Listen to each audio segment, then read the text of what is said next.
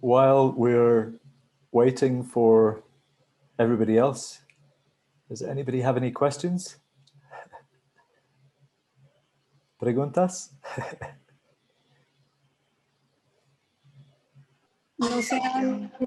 No sean tímidos, muchachos. Si no se animan a preguntarle en inglés, hagan la pregunta en español. Si él no la entiende, la podemos traducir. Muchísimas gracias, Carmen.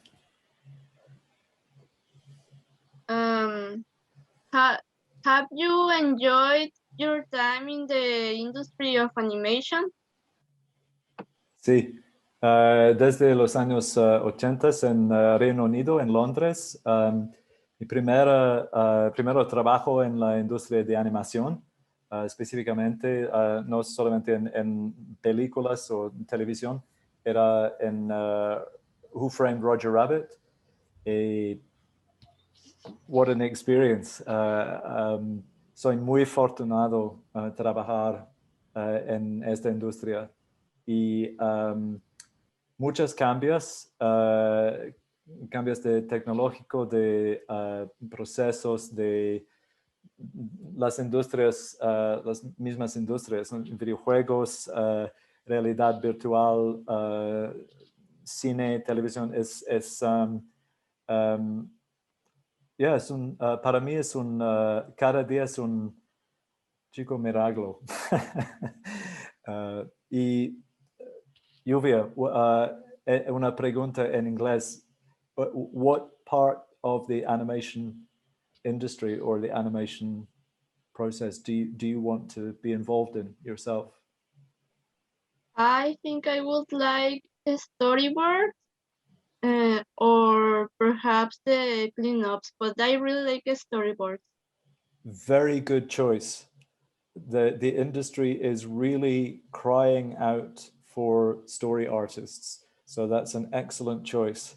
Happy to give you some advice and book suggestions and links to follow for storyboard skills. That's a great idea. Thanks. Por nada. ¿Otras preguntas?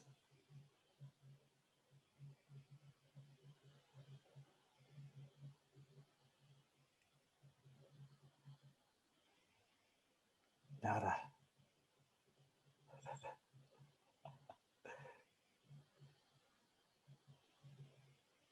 Only one question.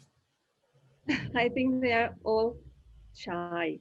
Oh, you must not be shy. There is no reason to be shy.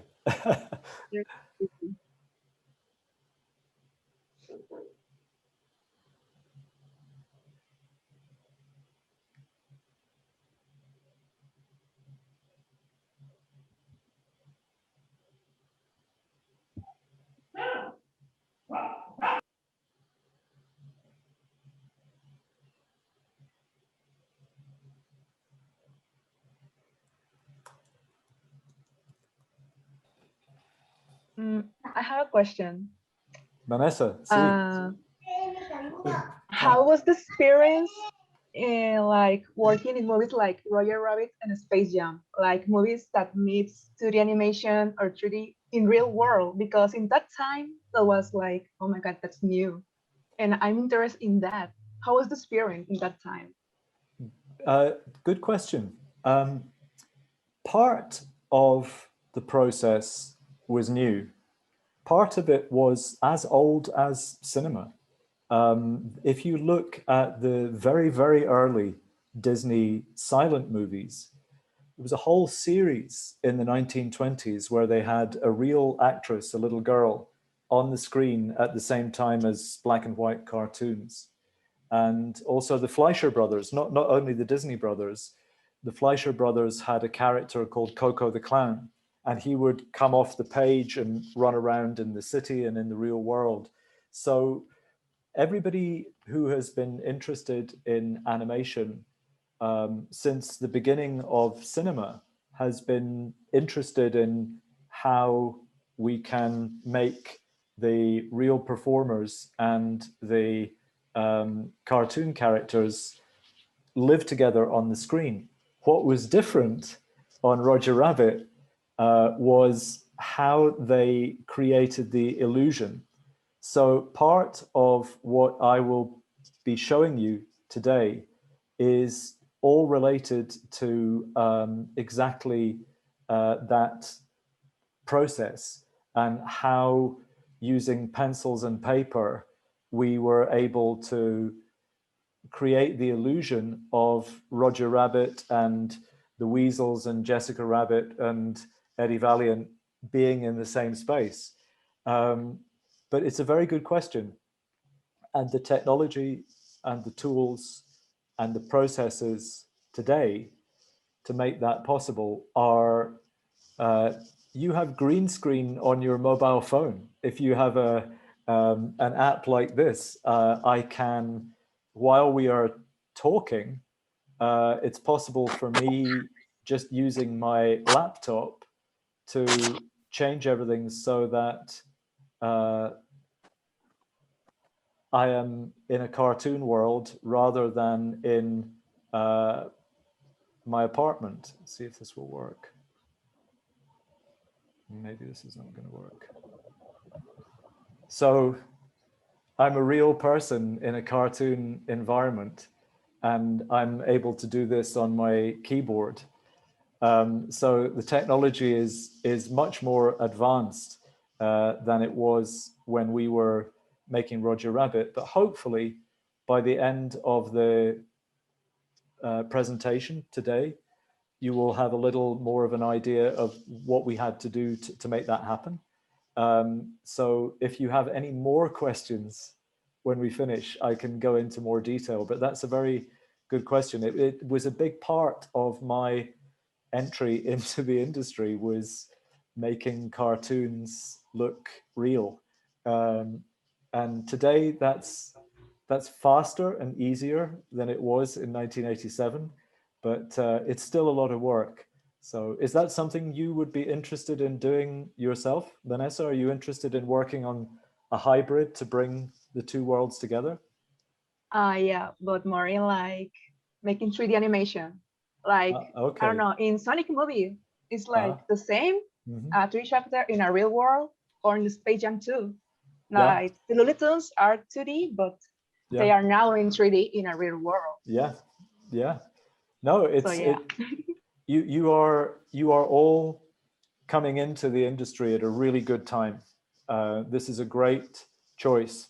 If you are in Sinaloa, you're in Mexico, and you are young and you are interested in visual effects or video games or virtual reality or animation, this is a really good choice. It's a great time to be making your start in the industry. So congratulations.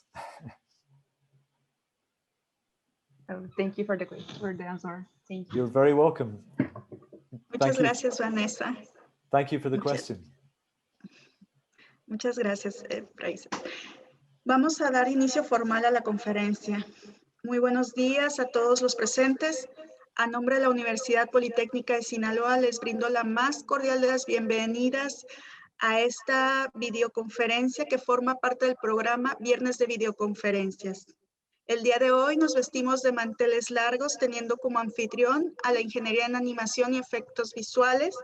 Es por ello que cedo la conducción de este evento a la doctora Carmen Elizabeth Camacho Ortiz, directora de la Unidad Académica de Ingeniería en Animación y Efectos Visuales. Muchas gracias, Edith. Muchas gracias a todos por estar aquí el día de hoy.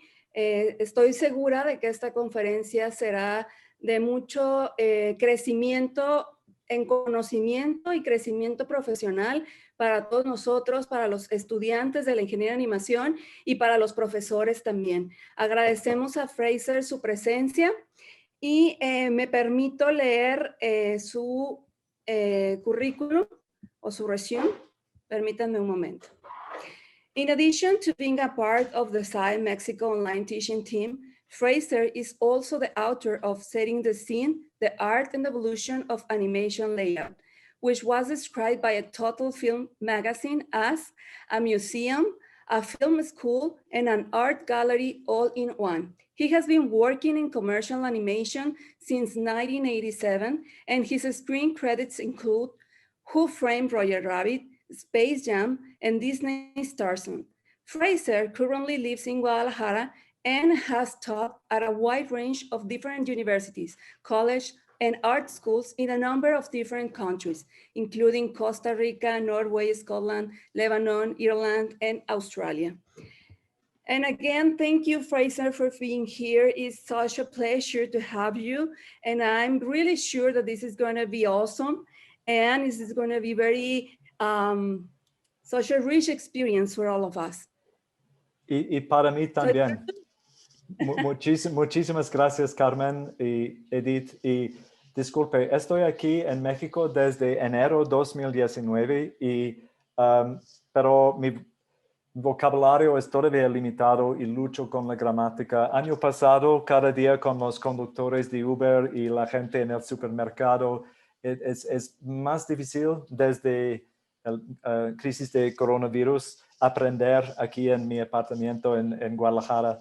Pero entiendo y por sus preguntas, we can translate. Para mí es más fácil platicar en inglés, pero lentamente. I will try to make this clear. And if you have any questions or problems or you need me to slow down, let me know. But muchísimas gracias por invitarme. It's great to meet you guys. Es un gran privilegio, un gran placer para mí. Entonces, let's begin. So I'm going to try to balance between two different things.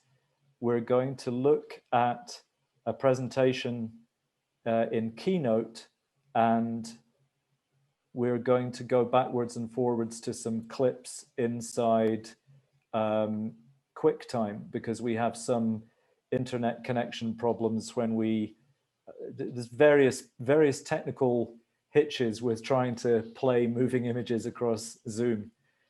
And if at any point everything collapses and I disappear, it's my Wi-Fi connection. So we will pray to the gods of the broadband that this will hold up.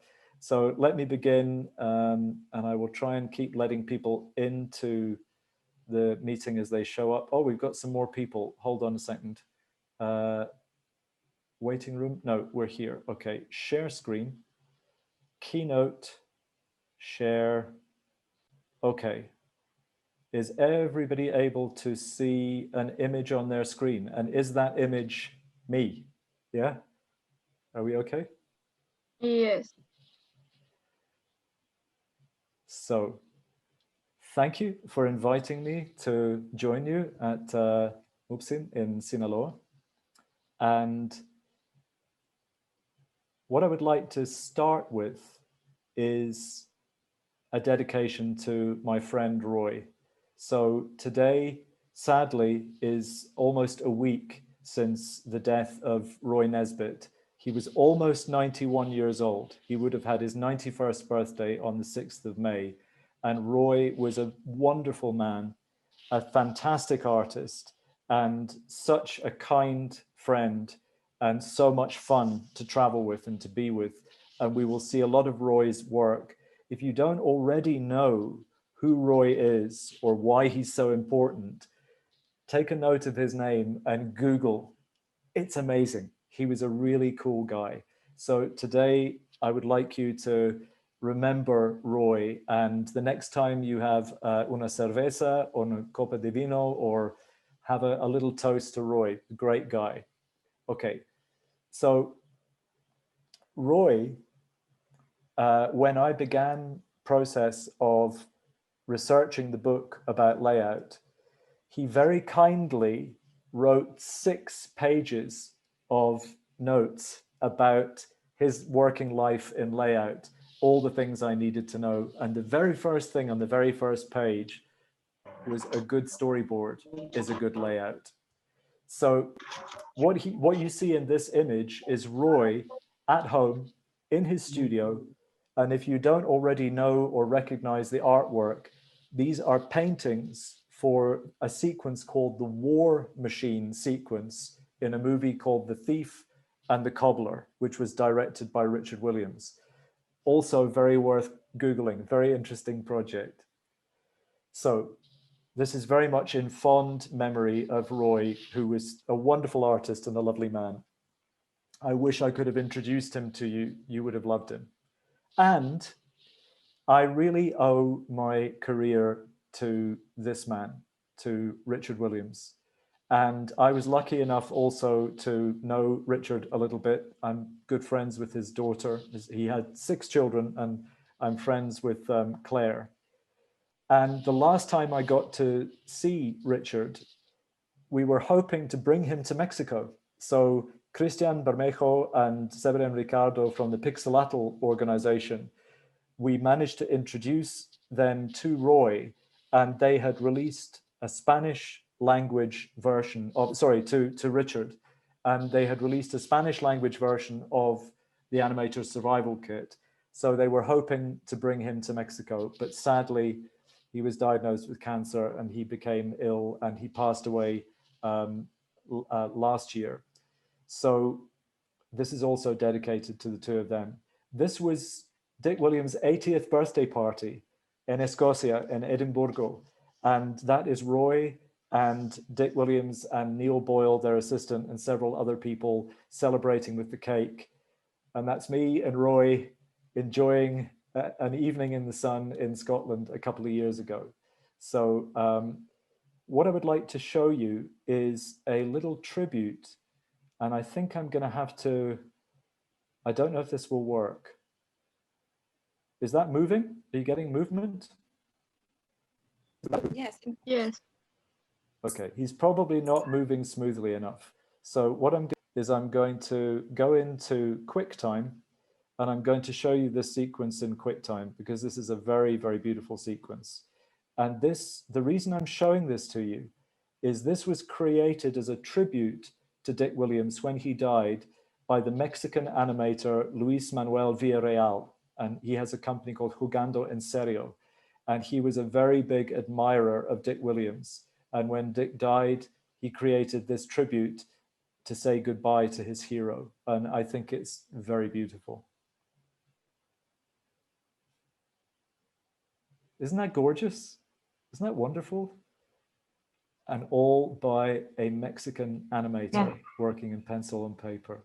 Really fantastic. Okay, so the next thing that I would like to show you, I would also like to show you inside QuickTime. And I think you guys will be familiar with this because this comes from the movie that I started my career on. So this is at the very beginning of Who Framed Roger Rabbit. There is a cartoon called Something's Cooking, and it follows Roger Rabbit and Baby Herman going through all kinds of terrible near disasters in a kitchen. And I'm going to run this for you, and we're going to stop at a particular scene where Roger Rabbit is flying through the air after he's been on the vacuum cleaner, and he's like a balloon tumbling through space, because we need to take a look at that sequence. So I'm going to play this for you in QuickTime. And here we go. Like my 17th cousin, who is 156 times. We have audio, we have movement.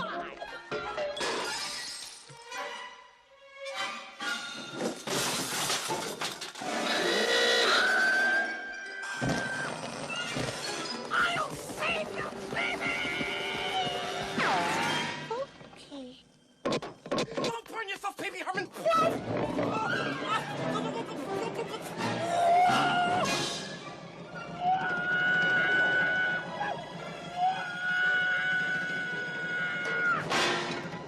Who turned out the lights? Boy, it's dark in here. Don't depend on electricity.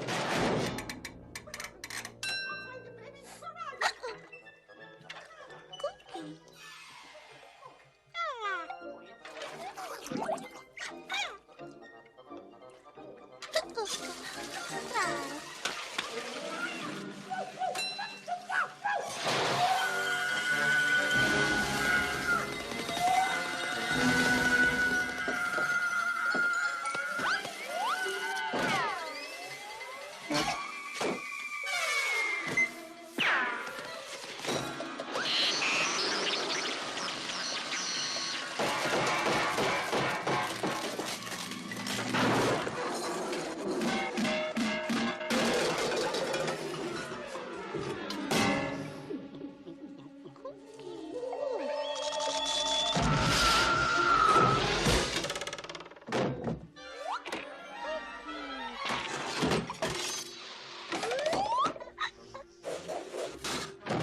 here, baby!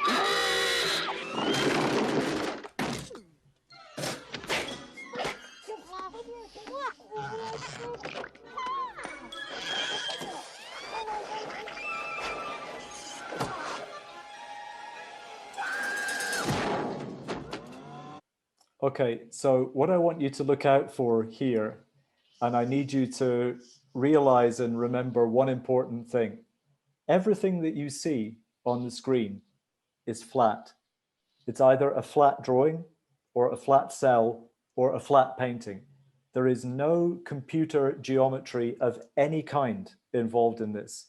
The only digital part of this process was a very, very early form of image compositing, of flat elements on film. But everything that you are looking at, which creates the illusion of movement in space, is a flat piece of artwork. So watch and see what it looks like.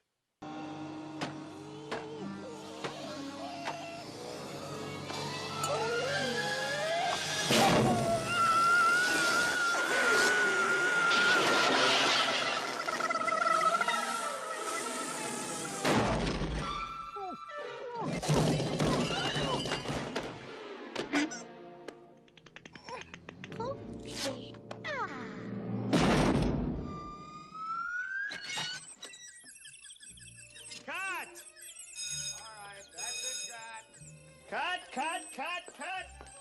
What the hell was wrong with that take? Nothing with you, baby Herman. You were great. You were perfect. You were better than perfect. This Roger, he keeps blowing his lines. Roger, what's this? A tweeting bird. A tweeting bird. Roger, read this. Look what it says. It says rabbit gets plunked, rabbit sees stars. Not birds, stars. Can we lose the playback, please? Roger, you're killing me, killing me. For crying out loud, Roger. How many times do we have to do this damn scene? No! I'll be in my trailer. Taking a nap. Excuse me, Toots. My stomach can't take this. This set is a mess. Clean this setup. Get him out of there, or seal him up in it. Lose the lights. And say lunch. Oh. That's lunch run a half. Please, Raoul. I can give you stars. Just drop the refrigerator in my head one more time. Roger, I got that on your head 23 times already. I can take it. Don't worry about me. I'm not worried about you. I'm worried about the refrigerator. I can give you stars. Look. Look. Look. Please, Raoul. I can do it, I swear. Just give me another chance. But come on, Raoul. Tunes.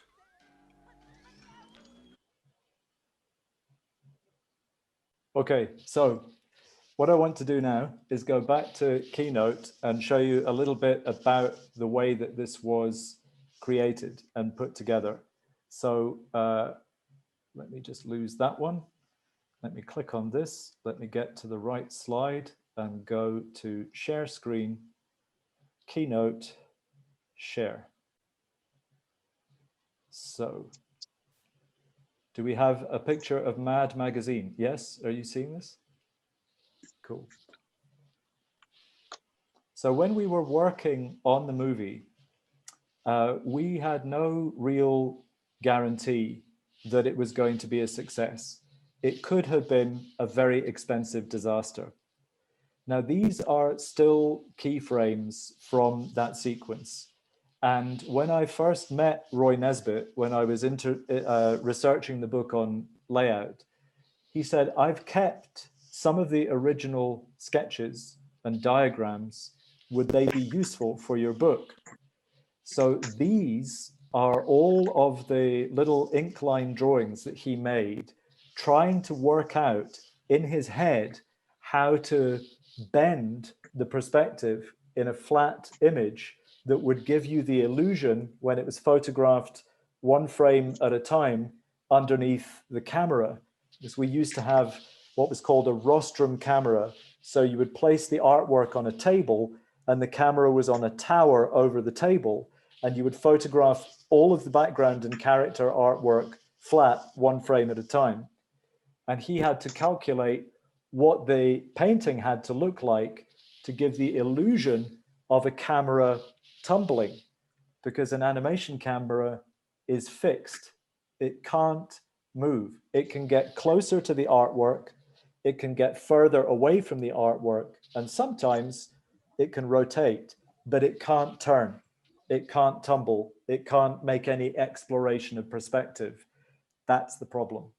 So Roy had to find a way of getting Roger to fly through space, getting him to reflect in the shiny surfaces in the kitchen, getting him to cast a shadow on the objects that he passed over, and making the audience think that the camera was in space, following him, flying like a punctured balloon. So this is one of the diagrams that explains how many different film elements there had to be to create that illusion. The character animators will draw line on paper. That becomes paint on cell. But everything that is a shadow or a shading effect has to be added on another level by the special effects department. And that was the department that I joined in 1987.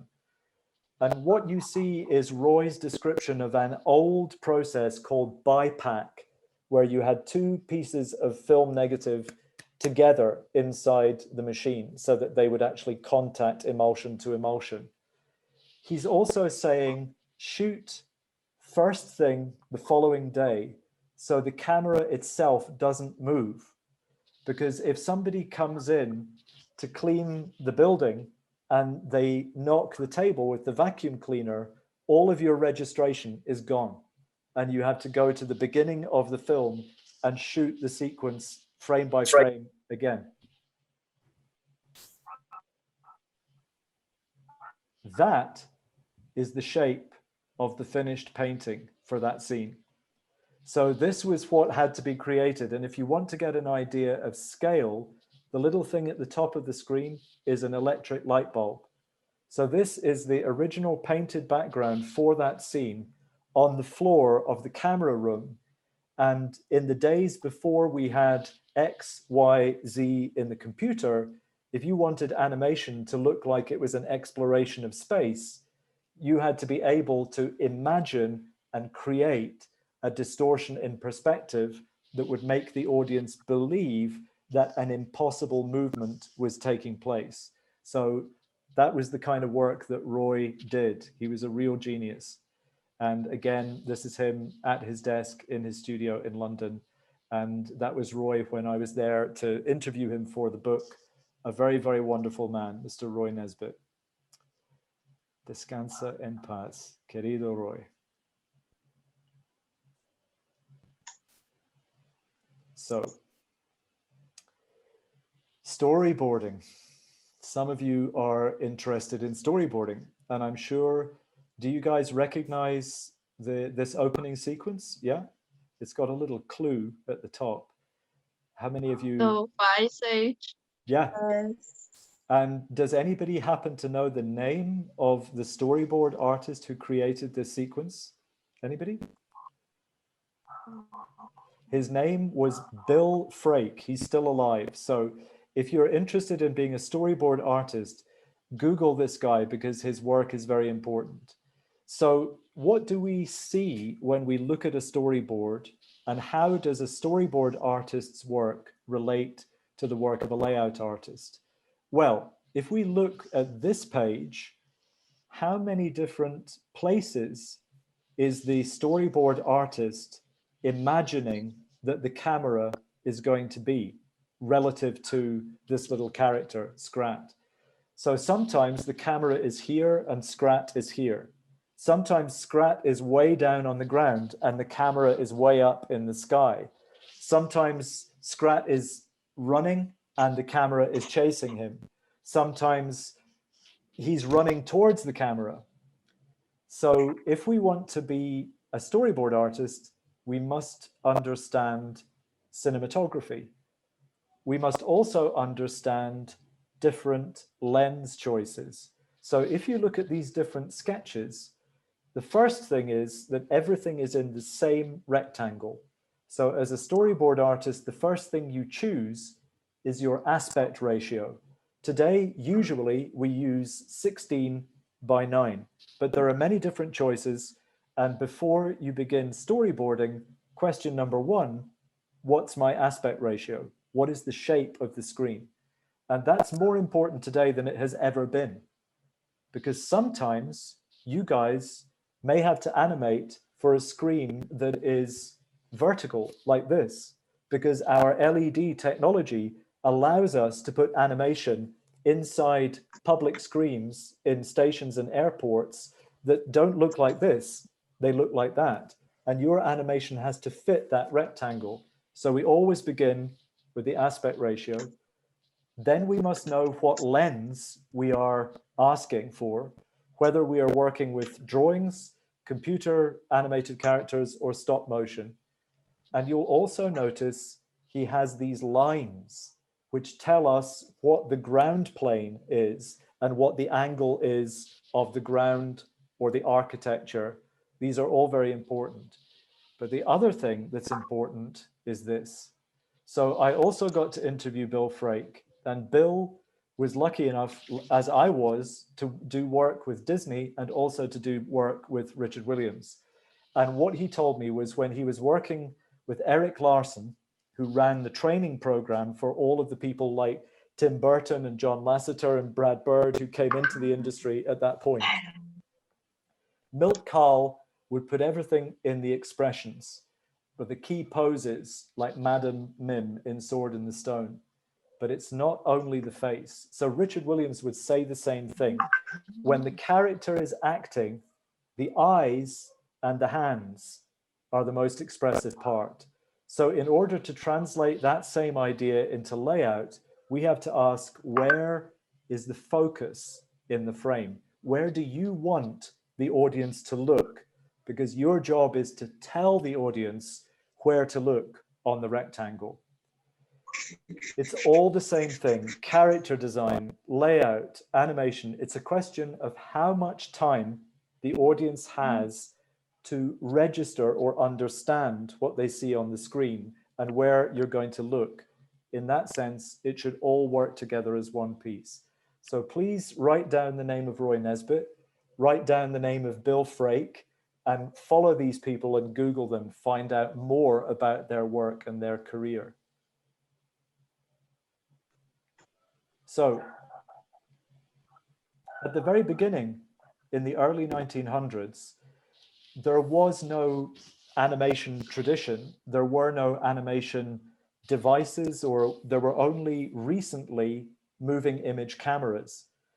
So when Winsor McCay was creating Gertie the Dinosaur or any of his other early animations, he was working on paper.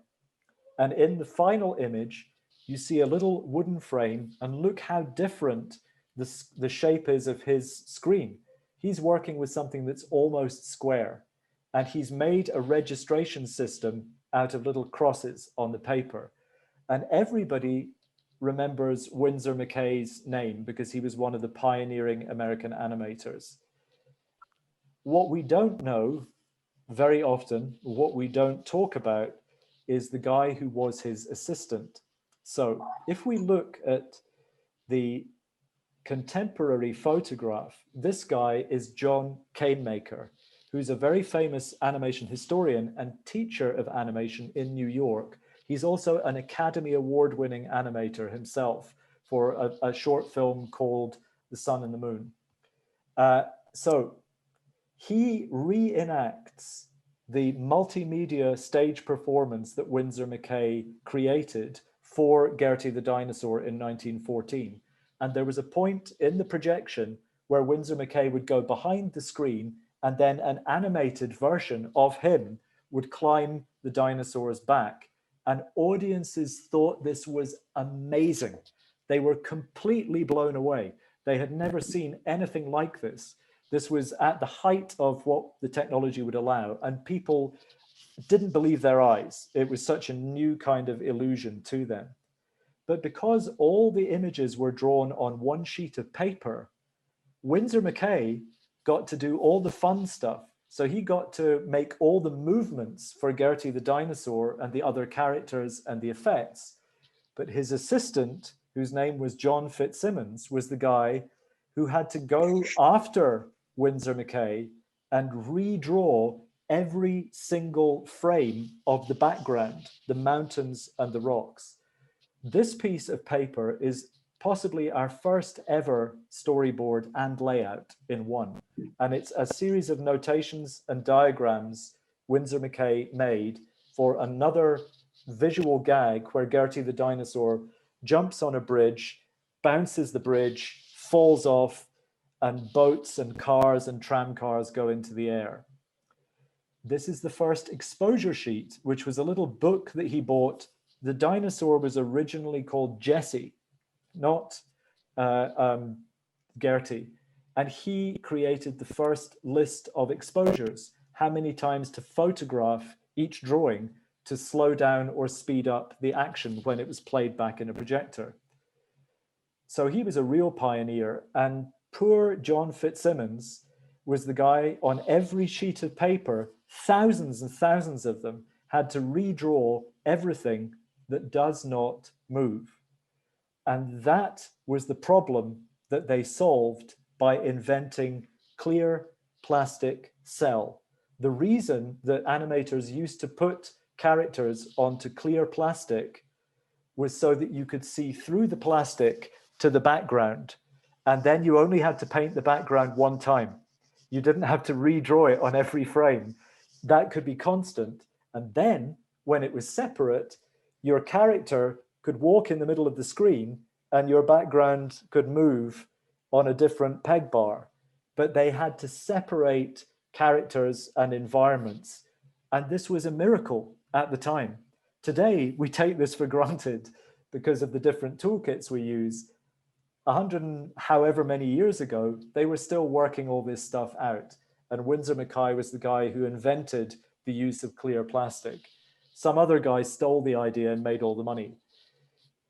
When these animators began making characters move on the screen, what they were copying was watching actors and singers and acrobats and comedians moving on a stage in a theater. So many of the early animations we see from Disney, from Warner Brothers, from the Fleischer Brothers are in a theater because that was the form of popular entertainment. There were no computers, there was no television, there wasn't even a cinema. They had to use the same building that they used for theater and hang a screen where the curtain would be and project images onto the screen. It was all brand new. So a lot of early camera and scenic design is meant to look like theater. And this is what an early theater would have. Whether it was a physical theater or a toy, you would have lots of levels of flat scenery. So you would never have anything three-dimensional. It would all be flat and there would be lots of different layers of it. And this is how, when Disney made Snow White and Pinocchio, they designed the camera to capture the artwork. Instead of just having a single table that held the painted background and the character cell with the camera looking down, they created one that had 5 different levels, a multi-level camera, which was basically a theater turned on its back with a camera where the audience would have been. So when we look at the many levels of scenery and character artwork in these old movies, we are watching the work of artists and technicians who were very strongly influenced by comedy and drama on the stage in a theater. And this has a strong influence on what these early animated shorts look like. These are sketches for a silly symphony called Mickey's Amateurs, where this chicken wants to be an opera singer. We have many different colors of pencil to indicate what the key frames are of the action. We have different whiz lines and impact lines to show the effects animators how to animate everything that is not a character, because the character animators only animate the personalities. They don't animate the smoke or the water. That's a different department. And we also see the red rectangle for the camera framing of the artwork. We can also see something like a multiple exposure of these characters saying, okay, at this moment she'll be dusting herself off, at this moment she'll be falling. And these are all the instructions that leave the layout department for the other departments to follow. But we are still doing what they did in the theater, and we are still making scenery elements that are flat. It's much, much later that we begin using three-dimensional objects. So when we get to the 1950s, suddenly we have television. And to create hand-drawn animation for television, we have to produce many more drawings for much less money. And what you see in these diagrams is what we call television safe area. So in the early years of television, the signal was received by an antenna on the roof. And every house and every design of television could project or show only a percentage of the image that it received. So there was a danger zone at the edge of the screen rectangle. You could not guarantee, if you put animation in the area at the edge of the rectangle, that everybody would see it, because some televisions only received this part of the signal, while other televisions received the whole thing. So when you are composing the image for television in the 1950s, you have a rectangle here and another rounded rectangle in the center to represent the smaller television screens that some families will have. It was not a universal size the way that our televisions and computer screens are today. So when you see artwork from the 1950s, that's why you see these additional rectangles. You also see far faster drawing, much sketchier. So the layout drawing and the scenic design for something like the Jetsons is very simple compared to what we see for Pinocchio or Cinderella. But it was important because they had to produce this work very, very quickly, and they didn't have a high budget to do this. Now, one of the things we've got to remember is how old all of these processes are. So we're going to come back to the keynote presentation in just a minute, but I want to come out and show you something in QuickTime that I think might surprise you. So what we have today as animation artists and animation technicians is we have access to all kinds of materials. If we want to make a drawing, we don't just have a pencil and paper or a paintbrush and a canvas. We have our iPad, or we have our Cintiq, or our graphics tablet, or our phone. We can draw with our finger. So when people ask you, how old is animation? I want to show you how old animation is. So we're going to look at a little sequence from France. So this is the work of a French paleontologist called Marc Azéma. And he and his colleague have taken high resolution images from the cave paintings in France and Spain, and they've discovered something very interesting.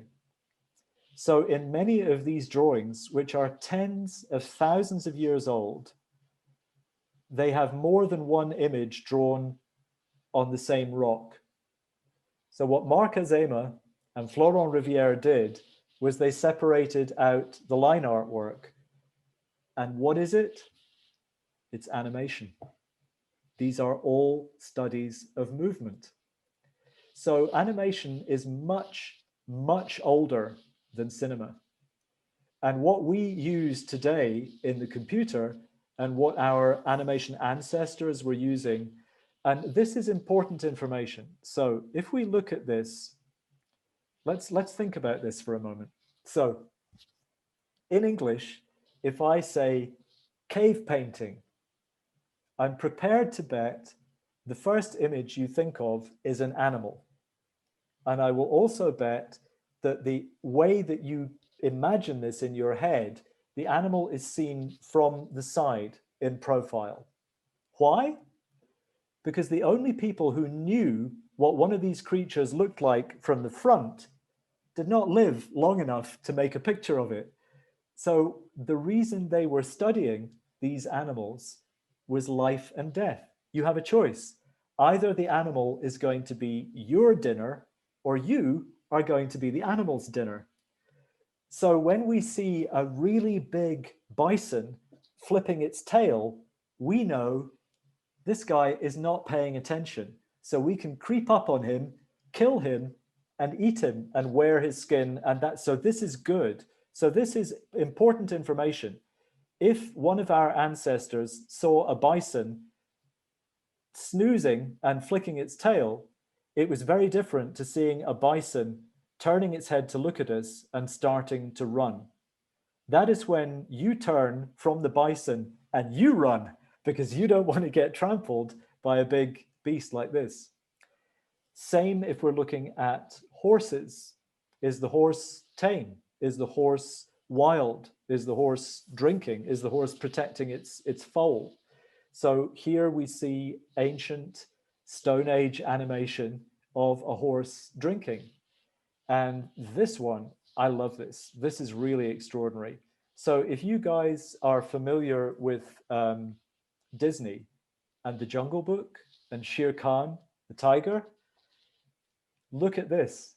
Keyframe animation of a mountain lion from tens of thousands of years ago. So what we are doing as animators today, people have been doing this for many, many thousands of years. What we have been able to do as each new technology has become available, the technology of the camera and the movie camera and projector and the technology of the computer, we have been able to improve and fine tune what we see happening on a screen. But our interaction with the real world around us and our perception and observation of movement is something that goes back many centuries. So I want to go back to the keynote presentation and look at a little bit of the history of the camera, because artists have been interacting with cameras and lenses for much longer than they've been interacting with movie cameras and lenses. And one of the oldest devices is called a camera oscura, or a dark room. And this is what's called pinhole camera photography. And this is how the human eye works. Película de Space Jam. Hola. Me urge comprarme y Hola. sacarla del cuarto. La tele porque se duerme la niña así ya. Microphone. So we have here, gracias. This is how light goes into our eye. And we have a screen at the back of our eye called a retina. And we have a lens inside the eye which focuses the image onto the retina.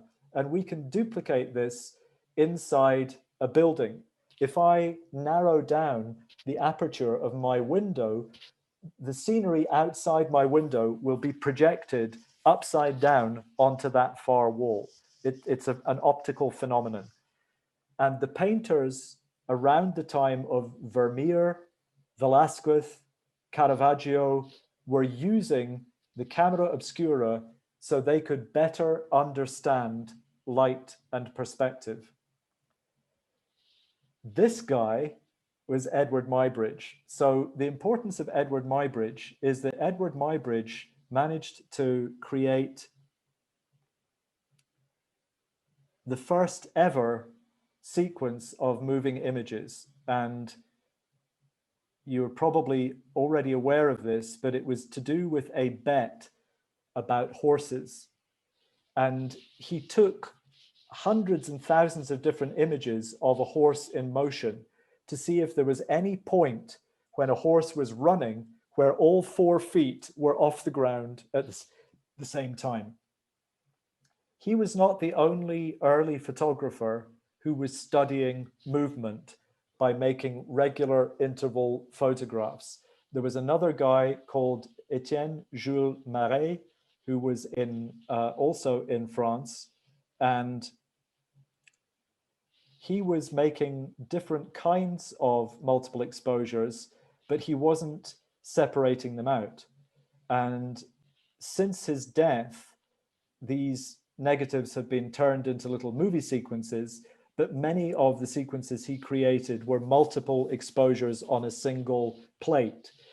He worked for many years and created some individual sequences, but there were no movie cameras and there were no movie projectors when people first began studying movement through photography.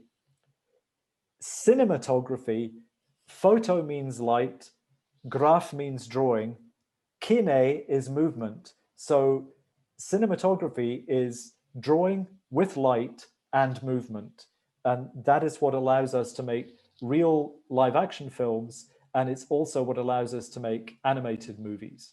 Okay, so we have, let me just kill Safari. And let's go back to Keynote, if I can get Keynote to work. So what we have in the work of Muybridge is the isolation of the human figure.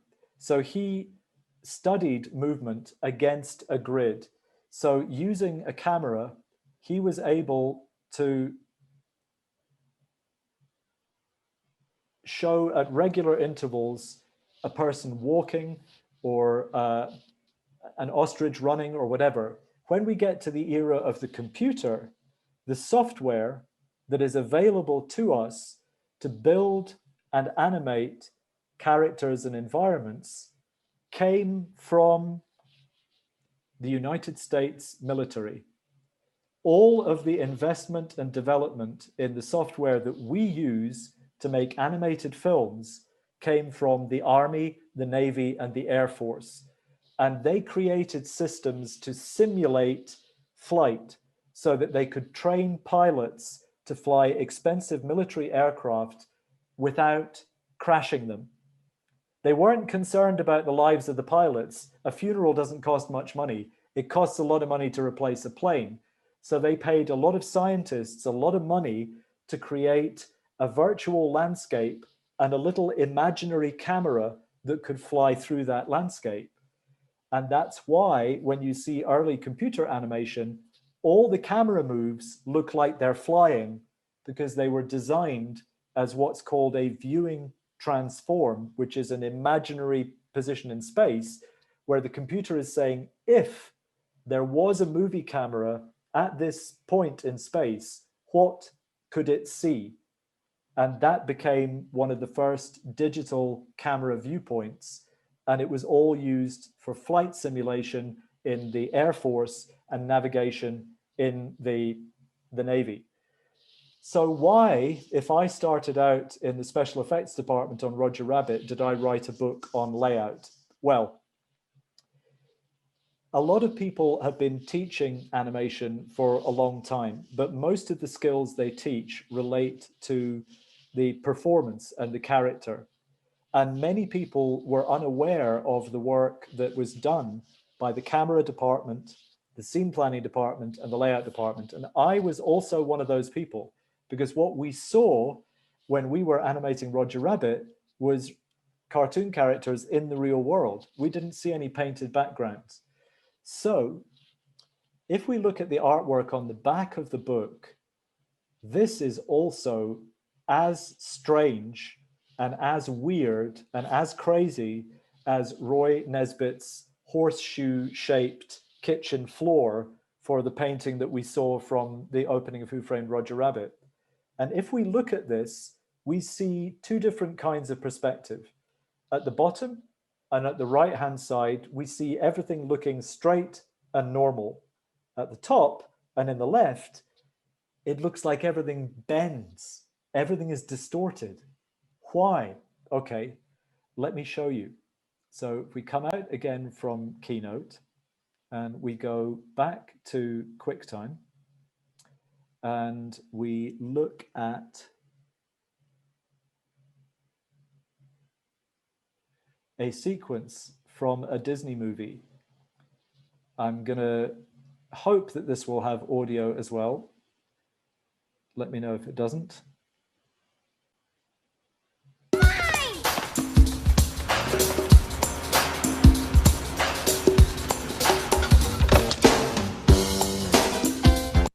Are you getting audio? Is the audio too loud? Yes, it's okay. Yes. Okay, so this is from Oliver and Company. And this was one of the first Disney movies that used wireframe computer geometry. And you're going to see that in a moment. You want him? Come and get him.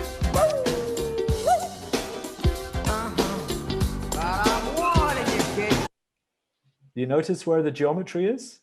So all of these vehicles are wireframe computer models. All the buildings are regular watercolor paintings on paper or board.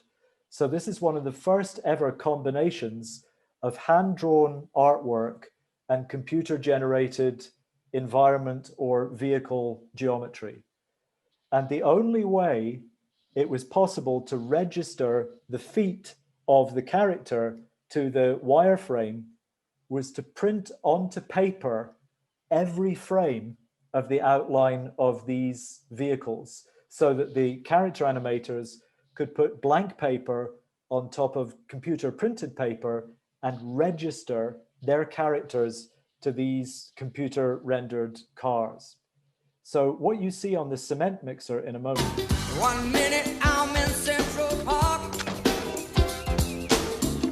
then I'm down on the Lancet Street. Say, from New Bowery to St. Mark's. Now you will probably be familiar with the fact that in some TV animation, the early Scooby-Doo, the character's feet slide on the ground. The registration is not very accurate. So this is a way of making sure that the character's feet stay in the right position because you have every frame printed out to show you what the relationship is between the feet and the object. What they got wrong was the perspective, because early on, it was almost impossible to match the artist perspective to the computer perspective. So in a moment, we will see a ventilation metal grid on the ground, and the vanishing point for the painting and for the computer object are separate. They're different. They don't match. There's a six-go basic beat. Like, said, ooh, ooh, ooh, ooh. I'm streetwise, I can improvise. Said, ooh, ooh, ooh, ooh. I'm street smart, I've got New York City heart. Why should I worry? Why should I care? I may not have a dime, but I got streets out my pay. Why should I worry? Okay, look at the grid that he is walking on and follow the lines to a vanishing point, and it is very, very low in the frame. Look at the top of the painting and see the vehicles painted on paper. Vanishing point is much higher. So the two perspectives do not yet match. It's even worse in the shot with the cat. Why should I care? Yes, just keep population. I got streets out. So at every stage in the development of animation toolkits and techniques, we have different problems to solve. And most of those problems are to do with two dimensions versus 3 dimensions. Almost always, that's where the problems come up. So when we're doing a movie like Roger Rabbit, how do you calculate all these things?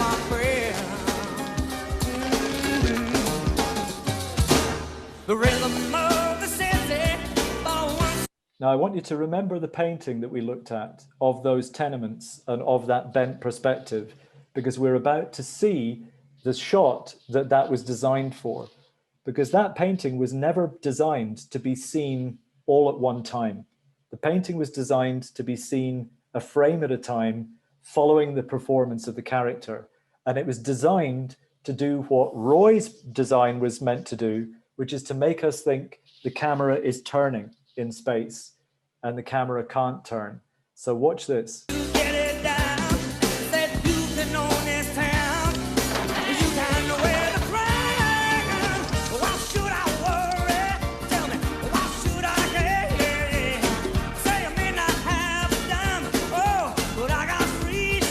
Do you recognize the painting? We are now at the bottom of the painting and we are following the dog on the top of a truck. And outside of the truck is a piano. And the dog is going to jump on the piano and the piano is going to be carried up and the camera is going to follow the piano. And we are supposed to believe there's a real camera in New York. And when we get to the top of the building, we turn and we point down at the street. That's why the perspective is bent. So here, normal perspective.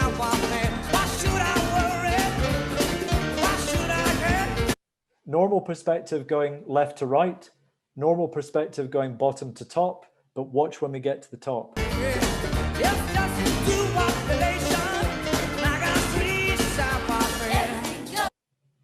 So that is why when we see the actual painting itself, that is why you get this illusion of incorrect or bent perspective. It's doing that because it has a job to do, and the job that it has to do is it has to deceive the audience. It has to make the audience believe in an impossible camera movement, because animation cameras can't move the way that real movie cameras can. So that's the kind of distortion that helps to solve that technical problem in a traditional hand-drawn movie. So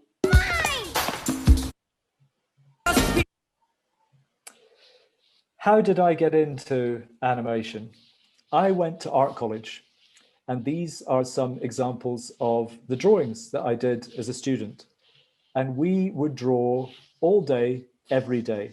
And we drew the human figure, we drew perspective, we drew still life, we did architecture, portraiture, objects, lighting, and all these drawings are done in pencil, on paper, and none of them are based on photographs. This is all from first-hand observation.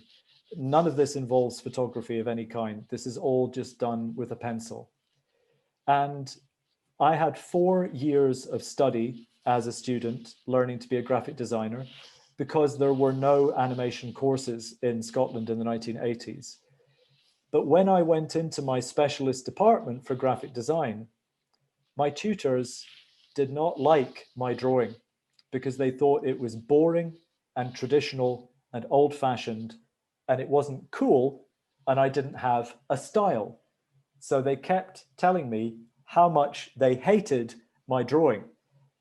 And I didn't stop doing these drawings because I felt that it was important to do this in the same way that a dancer would stretch muscles or a sports person would build up the ability to breathe and run distances. That was my equivalent for the visual arts. So I kept on doing the drawings and the paintings. I just stopped showing them to my tutors. But because there was no animation industry and because there was no instruction available, all I was able to do was make little music videos. And this is all that remains of my first ever moving image project as a student. And it was for a song called Pretty and High. And I dressed up my friends and I created a storyboard and we built a set and we lit it, but I wasn't able to include any animation. I also didn't understand that your storyboard is in black and white and your color designs come later.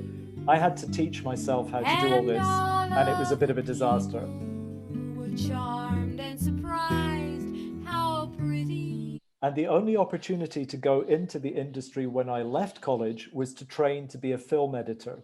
So this is one of the first sequences that I worked on, again in QuickTime. And this is from a movie called Little Dorrit. And file, open file. Hold on a second. I have to find the file. Where are we? Character design there. It must be on the screen. It's already on the screen. Okay. So we have my first movie.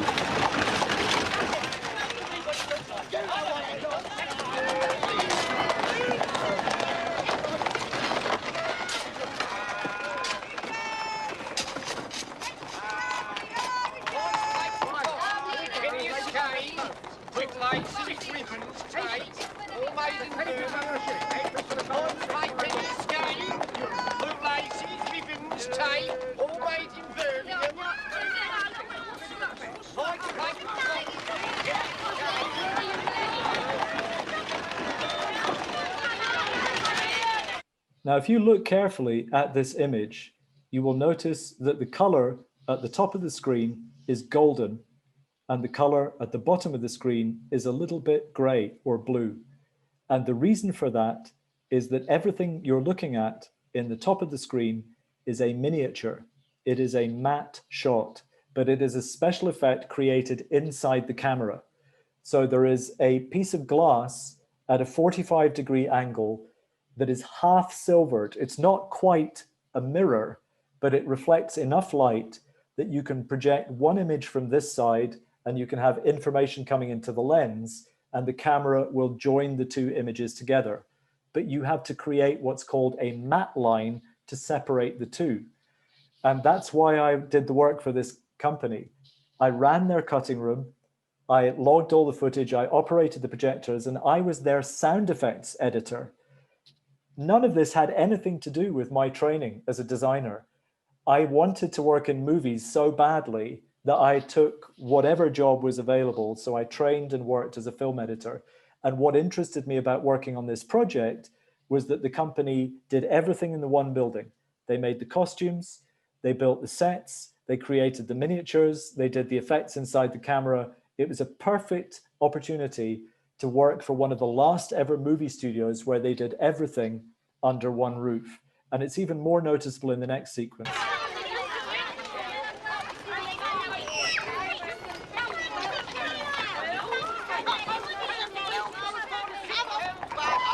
So, can you see my cursor on the screen? Maybe not. Yes. We have the same line here. So everything from this line up is a miniature, and everything from that line down is real performers on a stage. So in 1985, when I was 24 years old, I went to London and I worked on this movie. And at the end of the process, there was very little other work available. And I was still trying to get work in the animation industry, in the editing film industry. And I didn't think it was likely that I was going to find another job, because at that point in time, all the money in the movie industry in the United Kingdom disappeared. So there were very few other films being made. But every week I would buy a newspaper that carried advertisements for jobs in the movie industry. And one Monday morning, there was a picture of Mickey Mouse. And the advert said, Walt Disney Animation requires exceptionally talented animation personnel. And of course, I wasn't an exceptionally talented animator. I was a film editor. I was a sound effects editor who had done a little bit of drawing. So I thought, I really want to work on this film. I don't care what they hire me to do, but I think my best chance of being hired is to ask to work as a film editor on the project. And I wrote and said, that's what I'd like to do. And I didn't send any drawings because I didn't think I had enough animation knowledge for them to consider me as an artist. And my tutors had told me how much they did not like my drawing. They didn't reply, so I found the phone number and I got through to the producer. And he took my letter from the trash and he said, we don't need anyone in the editing department, but you spent 4 years at art school. Can you draw? And I said, yeah. And he said, can you draw people? Can you draw perspective? Have you got examples of your work? And I said, yeah, I've got a lot of examples. And 2 hours later, I was in his office, and all the artwork that my tutors told me was rubbish got me hired on Roger Rabbit. So I developed quite a lot of cynicism about the training that I had received at art college. And this was my first ever contract. This is my contract as a trainee on Roger Rabbit. And I was paid £186 a week. And after my 4-week training period, I got £200 a week. And we were completely ignorant of the process when we started. None of us knew what we were doing. And my first day on the film, I didn't design or animate the cow with the lipstick. I was a trainee special effects in-betweener on the shadows on the cow with the lipstick. So I need to show you part of Mary Poppins, because I need to explain to you what was different about what we did in Roger Rabbit compared to what they did on other movies where they mixed live action and cartoons. So if you watch Mary Poppins, what you will see is all of the human characters. Can you see the screen? Are you getting the image of Mary Poppins? Yeah. Yep. Why do you always complicate things that are really quite simple? Give me your hand, please, Michael. Don't slouch. One.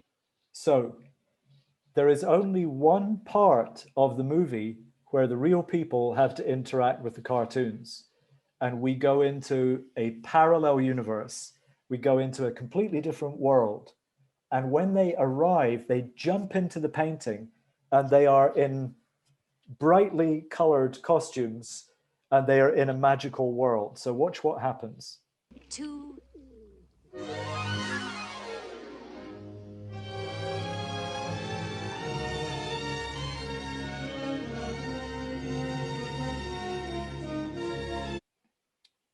The other thing, they are very, very heavily lit.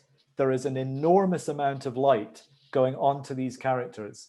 So they are solving the problem by making the real people look like the cartoons. On Roger Rabbit, we did it the other way around. We had to make the cartoons look like the real people. So we had to make them look three-dimensional instead of making the actors look flat. So if we see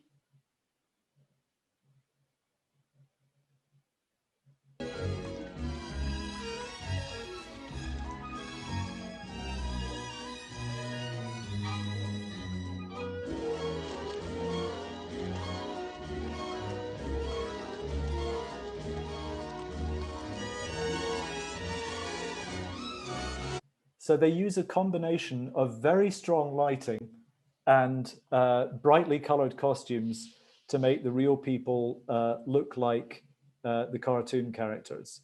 So I just need to line up an example for you.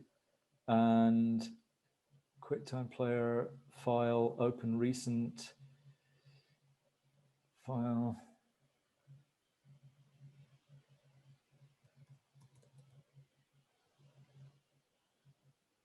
And we're going to go back into Keynote for a moment. So I need to find Keynote, and we're going to see an example of how this was created. So on Roger Rabbit, there was a huge collection of artists working to generate individual layers of shading. So these are all the artists, including me at the back with the glasses, who created all those different levels of artwork. And the guy at the front is called Chris Knott, and he invented the technique, even though he was never given any credit for it. And what we did was to create many different, oh, that's us with Steven Spielberg. So I got to meet Steven Spielberg, but you're not interested in Steven Spielberg. That's me when I was 26 years old. So I don't have any hair anymore. My hair is all gone, but I have the same glasses and the same bad teeth. So what we would do on every scene is create many different layers of shading to create the illusion of 3 dimensions and to allow the characters to interact. And I can't show you exactly what we did using Roger Rabbit artwork because I don't have any of the original artwork, apart from, you may remember this scene where the lamp is swinging while they are trying to saw through the handcuffs, and the rabbit does not exist. So we had to follow the movement of the shading on the real guy frame by frame and duplicate that on the rabbit. So this was my diagram to the other assistants and in-betweeners to follow me and the effects animator, Chris, on moving these shadows around the rabbit. And it took us 6 weeks just to draw every element that was required to make them look 3-dimensional. So it was a long process. And how does it actually work? Okay, so I'm going to show you a video that uses the same technique for a TV commercial for breakfast cereal.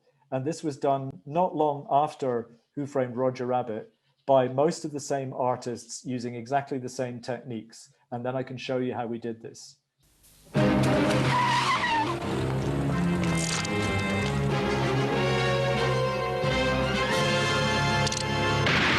Let's get them, boys. Sure, boss. Weetabix. Nah, they've had their Weetabix. Those dirty rats.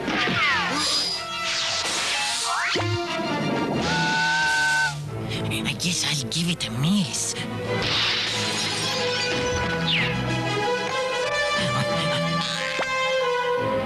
Home time. Say, have you had your Weetabix? So the idea for that is taken from Roger Rabbit. There's a sequence in Roger Rabbit called the Dum Dum Bullet sequence, where they have little bullets that are a little Mexican guy, a little Indian guy, a little cowboy. It's all very culturally inappropriate and racist, but these are based on actors who played gangsters. So it's based on Edward G. Robinson, Jimmy Cagney, and Peter Lorre. So how do you make a flat cell character look 3-dimensional? This is how we did it. So on Who Framed Roger Rabbit, once we had the line artwork of the character, our job was to imagine what that character would look like if it was being affected by the same lighting that the human actors were affected by. So we would receive a line drawing, and then we had to imagine if this was solid, the light that is coming from the left would hit which part of it. So we would isolate that part and say, this area will be brighter. Then we would say, how will we make this volumetric? So we would say, which area will be darker? And we would isolate that area in the middle of the character with a different matte. Then we have another light coming from the window, and we need to isolate the area for that. And then we need to combine those elements, and it begins to look 3-dimensional. So when you see Who Framed Roger Rabbit, on every frame, on every character, there is a minimum of 3 additional levels of effects to make the character look solid, which completely turns the illusion around from making the real people look flat. So that was the revolutionary development alongside the movement of the camera through space, which is where Roy's genius came in with being able to bend perspective. So because we did a lot of cartoon work and a lot of animation work that used those techniques, I was in the industry of animation for 10 years without seeing any painted backgrounds. And I grew up watching Tom and Jerry. So when people started trying to explain layout, I thought layout was the scenic artwork before the color had been added. And this is true, but it's only part of the story. So what is layout in reality? When you see a silly symphony or a Looney Tune or a short animated film, the layout department does design the environment. It does design the scenery, but it also does all of this as well. So part of the problem with the history of layout, as it's recorded in the book, when they make the movies about Beauty and the Beast, they will go to Glenn Keane, who animated Belle, and say, Glenn, how did you make the movie? Well, here's a secret. Does the character animator decide where the character is? No. Does the character animator decide where the character goes? No. Does the character animator decide the path of action? No. Does the character animator decide the camera framing? No. Does the character animator want everybody to know that all of that work is done by the layout department? No. So a lot of this original artwork was lost because it was an inconvenience to the heroic role of the director and the character animator. A lot of these people had been doing very, very hard work to stage the action, photograph it, choreograph the movement.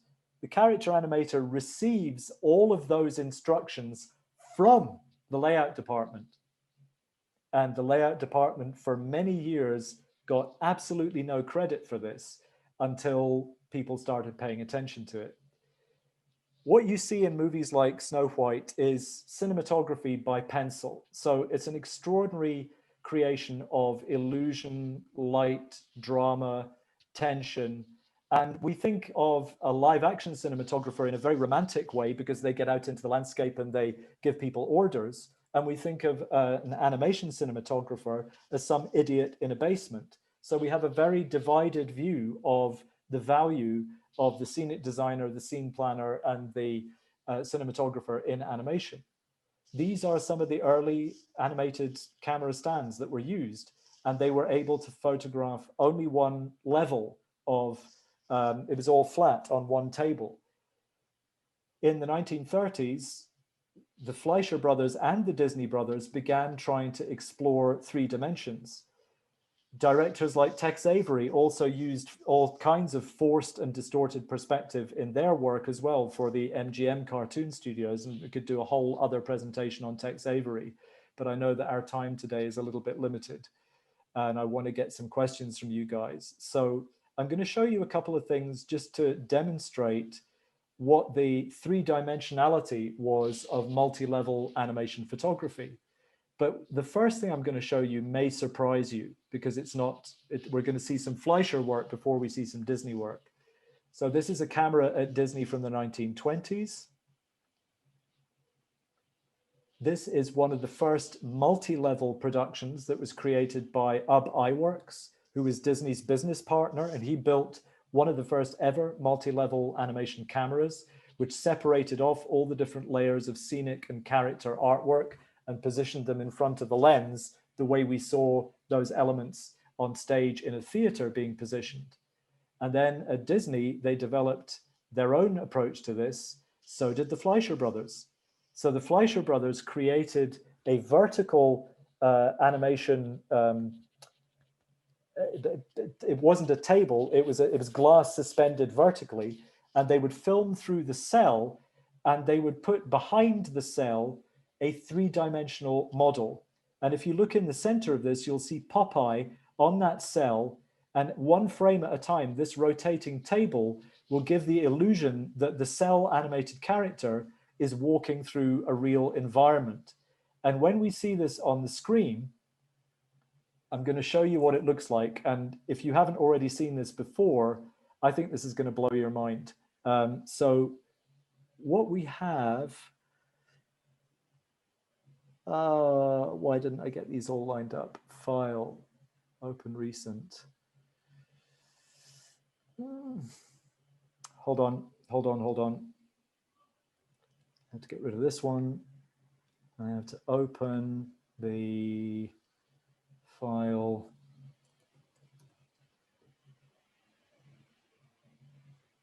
Oops. Here we go. So we are going to see Popeye in 3 dimensions.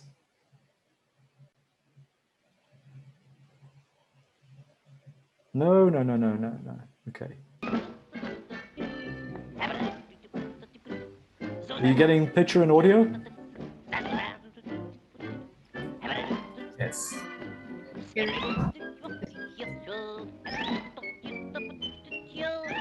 Whoa, sweepy. Oh, sweepy. What? Oh, there you are. Here's the zoo. Isn't that mind-blowing? Doesn't that make you think you're seeing happening cartoon in 3 dimensions? And Popeye is a yard in front of that miniature, and it's all being filmed 1 frame at a time. And when we see the finished image, we think he's actually walking through that architectural space. So people have been working to create the illusion of 3 dimensions in animation for a very, very long time now. And when we see this as it applies to what they did in Disney, and I want to finish on a Disney example from Pinocchio so that you can ask some questions afterwards. They created first of all, a 5-level camera and then a 6-level camera, which was called the multiplane camera. And it allowed them also to create this very theatrical sense of depth. And it was real. It was not an illusion, because this was a physical distance between these elements below the camera. And when we see this on the finished image, they even used it in the advertising. So the poster says, Pinocchio, made in multiplane Technicolor. And what we see in the end of this whole process, I'm going to show you in a famous sequence from Pinocchio, which is where we are introduced to Pinocchio going to his first day of school. So let me show you this. And what I would like you guys to do is, as you watch this sequence, I want you just to try and count up and see how many different levels of flat scenic artwork and how many different levels of moving character artwork you can see. And we start at the top of the school bell tower and we come to the door of Geppetto's workshop. See how many levels you can count.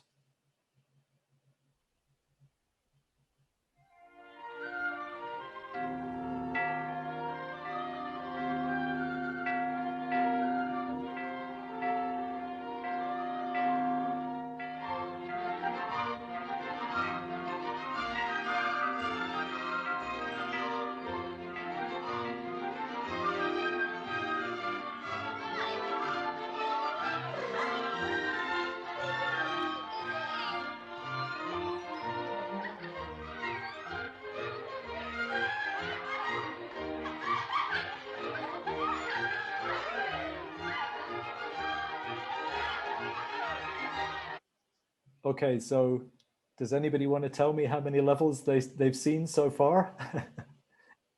Any guesses? There are like 10 or 12. You are exactly right. There are 11. There are 11. So there are 5 levels of character artwork. There are 6 levels of scenic artwork. And they got so ambitious, they had to build a second camera because the first one only had 5 shelves. So what you see, if we pay attention, if we go back a little bit, if you look, can you see my cursor here?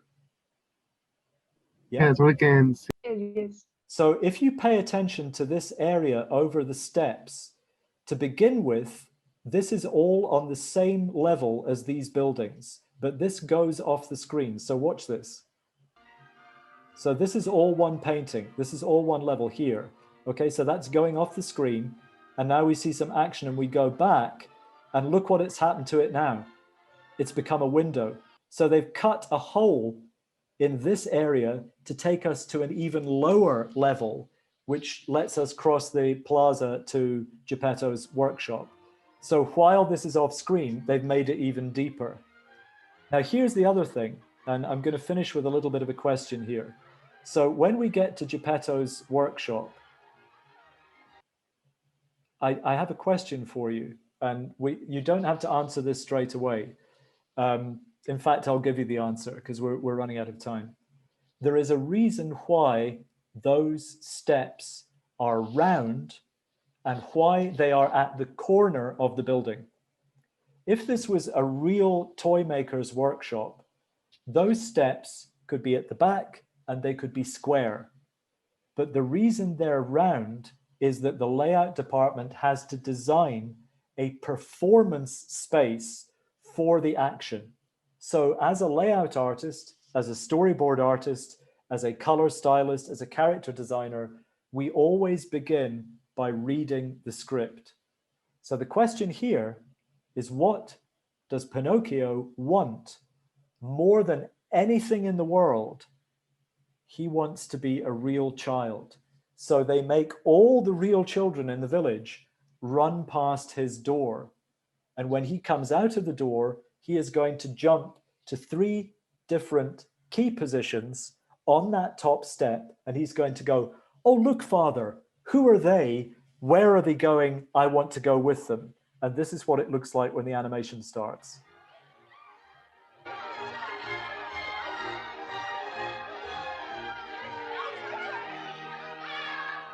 "Oh, look, Father. Oh, look, Father. Look. What are those?" Stand still now. What are those?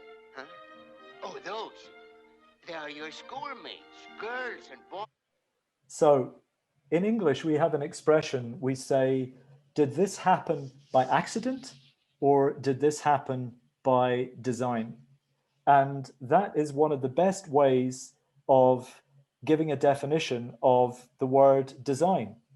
Design is everything that is not an accident. So our role as any kind of animation artist or technician is to tell the story. And the story is all about the feelings and experiences of the characters. So we must climb inside the script and the characters' heads and hearts to know what we're going to put on the screen. So just to round off our keynote presentation before I open up to some questions, for those of you who are interested in environment design or in scenic design, I would always encourage you to remember that it's important to start out working in black and white, in monochrome. We can work in blue and white as well, and there's a reason for this. We have to be in control of what we call grayscale values. That's everything from absolute 100% white to 100% black with 50% gray in the middle. The way that our brain processes the information, we have to get the light and dark right before we introduce the color. And this is an example from Jungle Book. We also have to leave spaces empty so that the performance can happen and not be confused with lots of detail in the background. So we have to have spaces that act as a framing device or a staging area for the action itself. We must establish these values in monochrome. And when we add the chosen paint palette, we have to be sure to keep to those light and dark values when we introduce the color. So you guys have been very, very patient. I'm very grateful to you for making time to meet up on the internet and have this conversation today. I'm hoping that there will be a chance to reprint the book about layout. So please join me in saying a prayer for the possibility of a second edition of the book. And I'd like to say thank you, gracias. And if you have any questions on any aspect of what we've seen in the presentation or any of the projects that you know that I've been involved in, I'll be very, very happy to answer those questions. Hi, I am so curious about asking you this question, and it is, in your personal experience, how will you define a good animated movie? What must it contain? How do I pronounce your name? Is it Alcy? Yeah, Alcy. Hi, Alcy. Whatever you like, whatever you like. Thank you very much for the question. Can I, do you mind if I turn the question around first and ask you the same question? What would your favorite, what would be an example of one of your favorite animated movies? Well, I think in my point of view, I will say that a good movie needs to contain a good script, a good animation technique, and also I think the soundtrack, the score plays a very important role as well. I agree. I agree. I would say my idea of what works and what doesn't work in movies changed a lot when I had the opportunity to work in the United States, working on Space Jam and working on Tarzan. I'm not too concerned about a movie being live action or being animated or being science fiction or being historical drama. I think the reason we tell stories is to share information about life and about, as the ancestors in the caves were sharing information about the world they lived in. At the moment, one of the reasons I'm excited and privileged to be here in Mexico, I don't know, have you guys seen a film which is currently running on Disney Plus called Un Disfraz para Nicolás? No. Okay. No. This film was made by a company in Mexico City called Photosynthesis Media. And it's run by a guy called Miguel Uriegas. And their business model is to have a social impact with animated features. So the hero, Nicolas, is a 10-year-old boy with Down syndrome. The last movie they did was called El Ángel en el Reloj, and it's about a young girl with childhood cancer. And their next film is about economic migrants, and it's about the train, La Bestia, which brings goods and people up through South America to try and go to a better life in Estados Unidos. I love Iron Giant as a movie because I think Brad Bird, like Miguel Uriegas, his movies always have a message. And the message in Iron Giant is against violence, against militarization, and in favor of peace and kindness. And the interaction between Hogarth and the giant, where they're talking about the death of the wild animal, and they have this conversation on the theme of souls don't die. I think that's wonderful. And I think it's necessary, because I think if we put all of this time and all of this talent and all of this energy into making a movie, it has to say something. It has to touch people. It has to influence us. And one of the things that we have to remember is that not all artists and not all movie makers and not all communicators are good people. A lot of them have extremely bad intentions. And there's a good example from the 1940s. The American filmmaker Frank Capra was in the American military at the beginning of World War II. And he was almost ready to give up his movie career because the public reception was so negative. People mocked him for making movies that were nice movies. And he was invited with many other American movie makers to go to the Museum of Modern Art to see a very famous film called The Triumph of the Will, which was an incredibly effective piece of Nazi propaganda created by an incredibly talented filmmaker called Leni Riefenstahl. And it contributed to the death of 6 million people in the Holocaust. So we have custody of a very powerful medium. And your question about what makes a good movie is an important question, because there are a lot of movies that encourage, and there are a lot of television programs and a lot of online information that is encouraging people to be suspicious and hateful and unkind and selfish. And we have to counterbalance all of the bad information that is out there, because we need to make the world a nicer place, a better place than it was when we arrived in it. And it's terribly easy to manipulate people into an emotional state where they will go and do terrible things.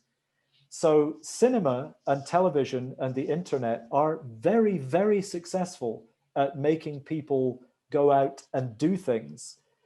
We need to try and make sure that what we produce is helping people to get a better, kinder, less destructive experience of being alive. That would be my argument. And also just from the point of view of being entertained, I think entertainment is really important. So it's great to be able to make people laugh. It's really important, as you say, to include very, very good music.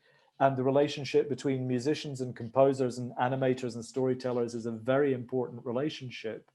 But I think the central answer I would give is to try and do something positive and humane in the stories that we tell, and to try and make them stories that represent the better values. Does that answer your question?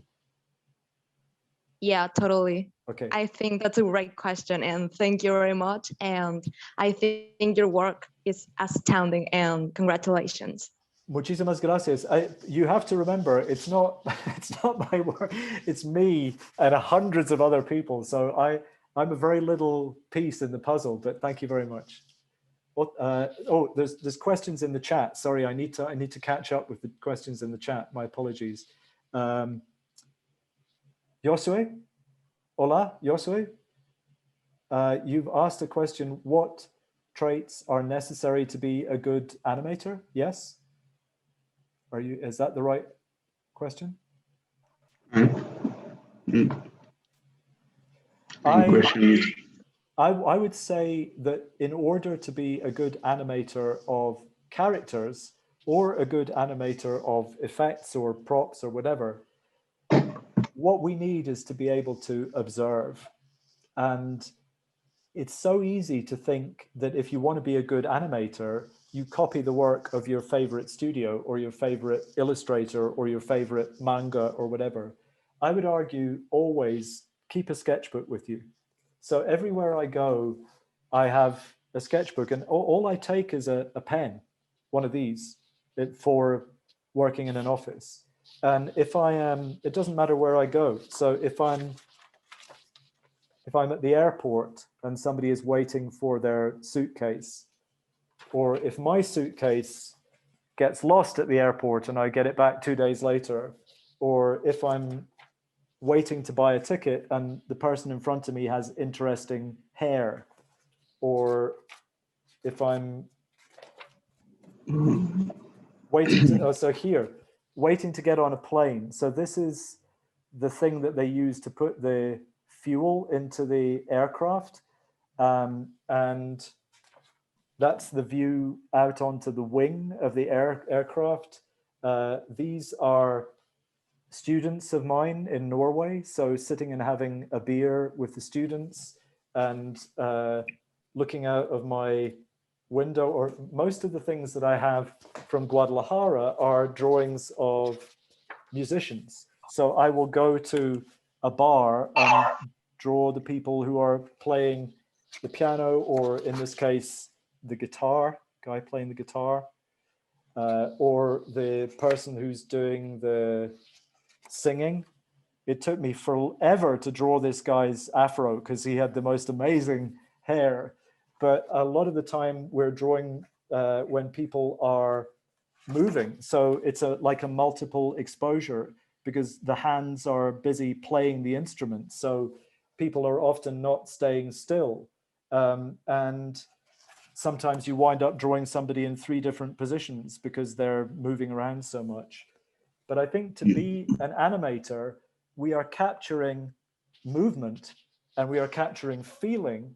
So we mustn't be afraid to observe and record all the things that are around us. And I have seen what American animation looks like. I've seen what Japanese animation looks like. I've seen what French animation looks like. I want to see what Mexican animation looks like. I want to see what you guys do. So pay attention to what is in your neighborhood or your street or the people next to you, because our faces are really different. You know, if you go to Scotland and you get off the airplane, you'll see lots of unhealthy white-looking people like me. When I teach in Norway and then I come to Mexico, I see really different body shapes and facial bone structures. The movies we make and the characters we animate all need to be rooted in reality. And that needs to be like a little journal of your experience of the world, not something somebody else has already seen. That's already interesting, but what is happening in your experience of life? So I think observation is maybe the most important thing. So next question, Otavio Castillo Estrada. I want to ask you an important question about your work. On Roger Rabbit, when they needed to do the animation traditional, what did they start first? Good question. They had to create all of the live action footage first, and every individual part of that was then enlarged so that we could draw and animate over the individual frames that showed the live action. So the live action was filmed first, and then we added the animated elements. Cristian Alejandro Carrillo Marujo, what other projects were you involved in and which part did you enjoy the most from them? Probably the two movies that you would recognize first of all would be Space Jam and Tarzan. So for example, let me just file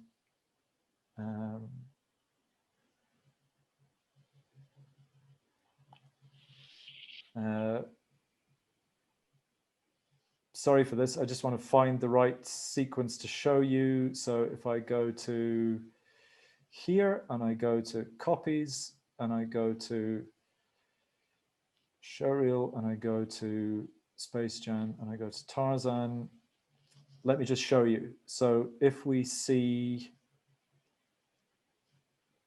let's look at Space Jam.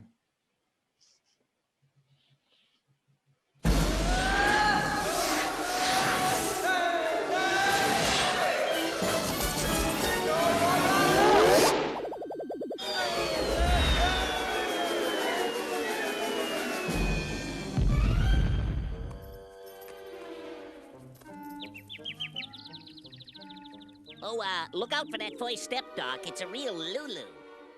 Bugs Bunny? You were expecting maybe the Easter Bunny? You're a cartoon, you're not real. Not real, eh? If I weren't real, could I do this?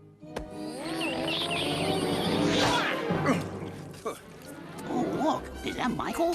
Michael! Oh, it's Air Jordan. Basketball!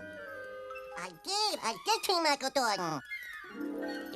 Pardon me, Mr. Jordan. Could I have your John Hancock, please? Back up! Let the doctor take a look. Whoops. A little high. No. Going down.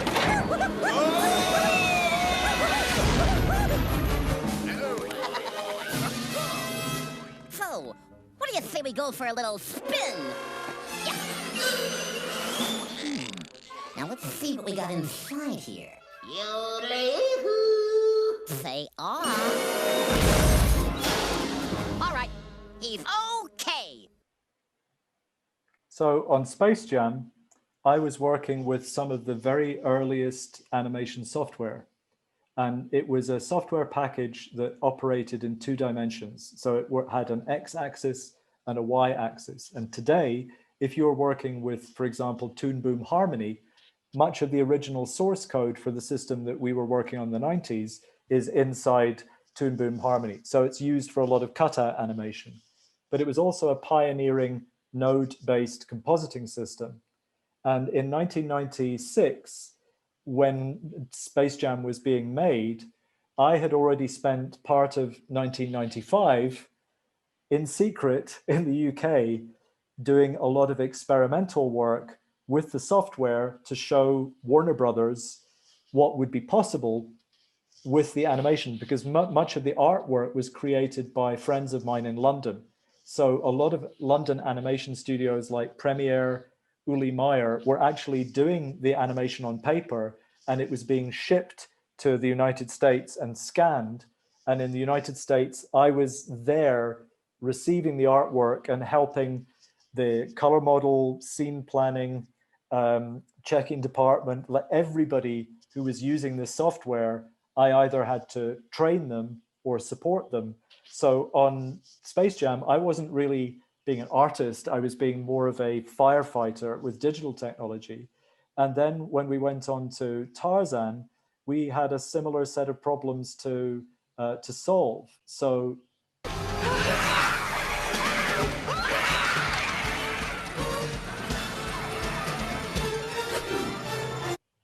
they developed a computer system at Disney.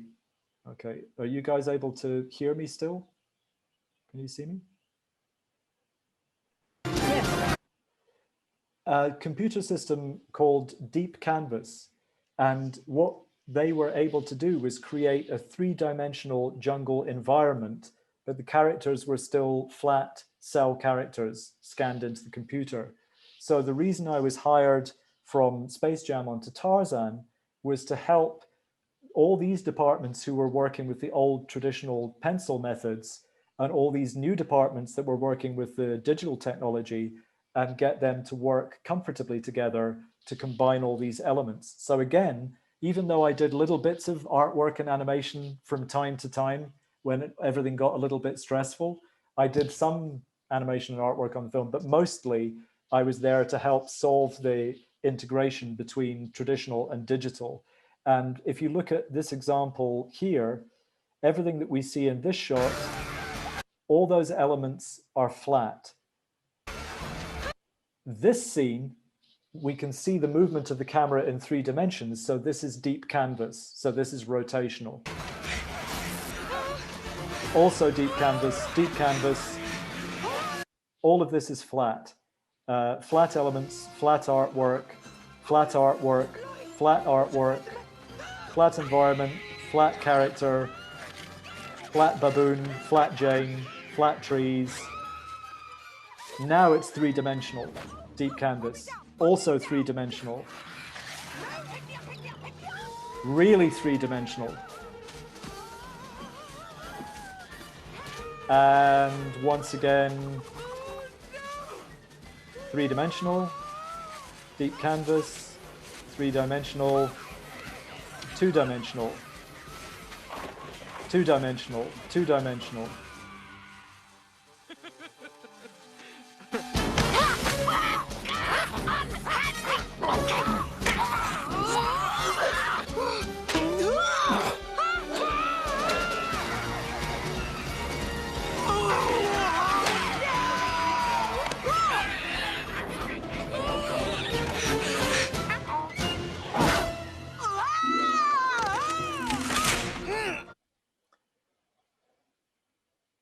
That last picture that sums up my life for about 4 years. It was just being caught in the middle of nowhere going, it was very stressful. When the computer technology arrived in the industry, it was very difficult for a lot of people. We have a question here from Leticia. Leticia Lizarraga. Hola, Leticia. What advice would you give to yourself at our age? Good question. All the teaching work that I do is based on that question. So everything that I try to share as information or advice is based on stuff I wish somebody had told me. So it's a little bit like time travel. If I spend time with you guys in Sinaloa, or with students in Colombia or in Norway or wherever, I'm thinking, if I was 19 or 20, what would I need to know? What would it be helpful to know? Because so often everybody is anxious about the future. And for example, I meet a lot of students who will say, I have been told that if I want to succeed in the industry for visual effects or animation or video games, I will probably have to work 18 hours a day, I will have to sleep under my desk and never go home and not get to walk my dog or see my boyfriend or do whatever. That is dangerous nonsense. If you have anybody who is stupid, cruel, or ill-organized enough to expect you to work 18 hours a day for a long period, don't work for them. The other thing I think that is important to remember is we do a lot of work to train people in artistic skills, and we do a lot of work to train people in technical skills. We also need to be training young producers, young contract lawyers, young union organizers, young production coordinators, because we need to understand more in countries like Scotland, Norway, Mexico about the business. And the reason that the existing companies have so much power over us is they understand the legal, financial, they understand intellectual property, they understand. I would love to be able to share information that would help everybody to have greater continuity and stability of employment than I had. The longest continuous stretch of employment I've ever had is 2.5 years, and I'm going to be 60 this year. I would like you guys to have a better experience of the industry. And I think you need to appreciate how much power you have. You can choose to build a new kind of industry in Mexico and in Latin America that does not repeat the worst mistakes of the existing industries. So I think, yeah, everything I can think of to share is based on things that I wish people had told me, because it took a long time to find out some of the most obvious things, because when I was your age, the information wasn't available. The great thing that you have is the information is much more accessible because we have the internet. Octavio is, so Josef Manuel has asked what my favorite part of working in the animation industry. I will come back to that question. Octavio, it's much better to film the scenes before because that helps as a reference. That's exactly why, Octavio. And actually, if we do, I have a whole presentation about Roger Rabbit, which explains much more in detail. And if you want to arrange with Carmen and myself, I'll be very happy to come back and do another presentation for you that looks in more detail at Roger Rabbit, and we can answer some of those questions. Josef, thank you very much. You're welcome. A friend of mine actually put together a short documentary that covers all of that, especially to share with students, and I can share that with you. My favorite part of working in the animation industry is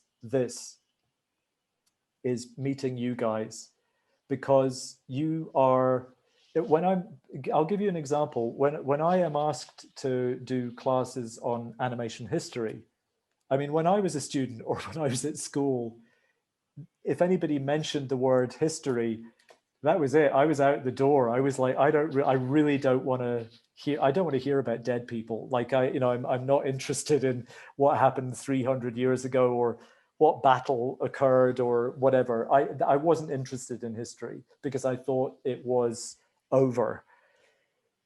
But animation history is a living thing. It is a continuous thing. It is a constant development, a constant evolution, and a constant reinvention. And you guys are the next chapter of animation history. The world already has a lot of animation in other places. I'll give you an example. I'm sure you've all seen Coco, yeah? Yes. I'm sure you've also seen Libro de la Vida. You've seen Book of Life.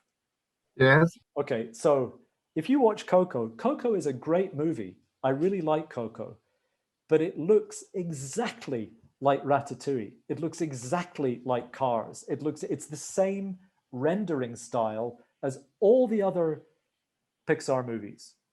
If you watch Libro de la Vida, it's using the same computer technology, but it's like being inside Jorge Gutierrez's head for 90 minutes.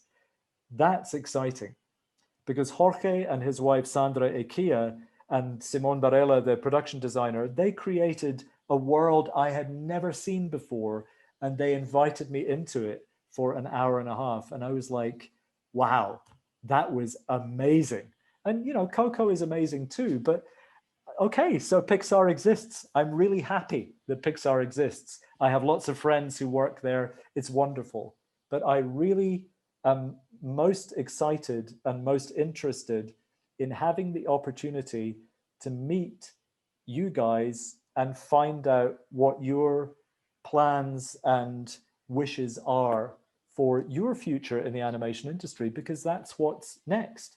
And I love all of the great examples of movie making from the past, but I'm much more interested in what you are going to produce, because that's the future. So this is kind of my favorite bit. I love working on movies.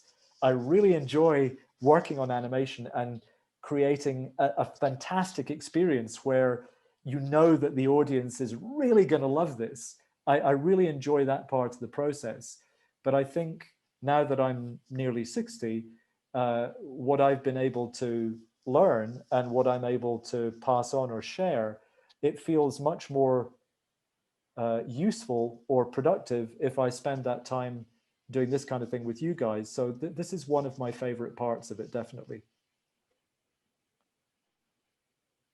Otras preguntas? I have one, I think the last one. Vanessa, yeah. I searched of EMDB to work on art department in Tarzan. And my question is related to the scenes of Tarzan and Jane running from the baboons. It was hard in that time for making all the art, like the background, the animals, characters, that everything looked smooth, because the sequence is so fast. Yep. It was hard in 1999 to do that. Yeah, very. I mean, the artwork that you see, the painted and hand-drawn artwork that you see on the screen is, I don't know quite how to describe it. It takes a long, long time to draw every individual element.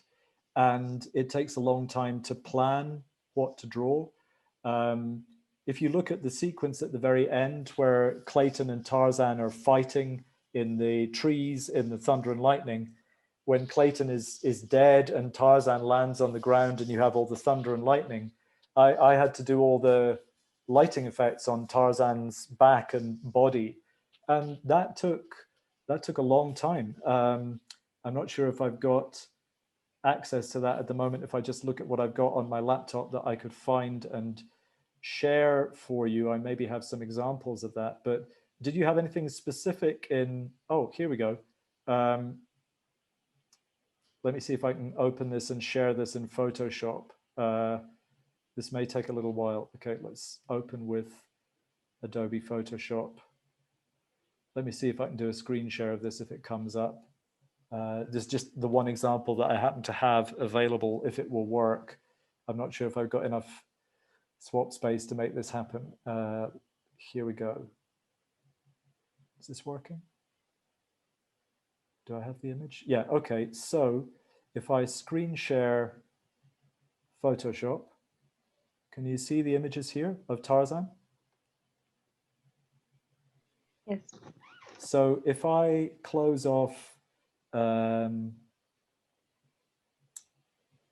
just trying to see what I can actually control here. So when you see the individual images, can you see, let me home in on this. So this is what it looks like on the screen in the finished film. And this is what it looks like in my original drawing. Can you see? Does that make sense? Yes. Yes. But my original drawing is done in negative. It is done, so I did the drawing black on white, and then it is reversed into white on black to make it look like a lighting effect. And the same with all of these things, that the way it looks on paper compared to the way that it looks on the screen, there are many different digital processes that it has to go through to turn it from my pencil drawing on a page into what looks like light on the character's back. Does that make sense?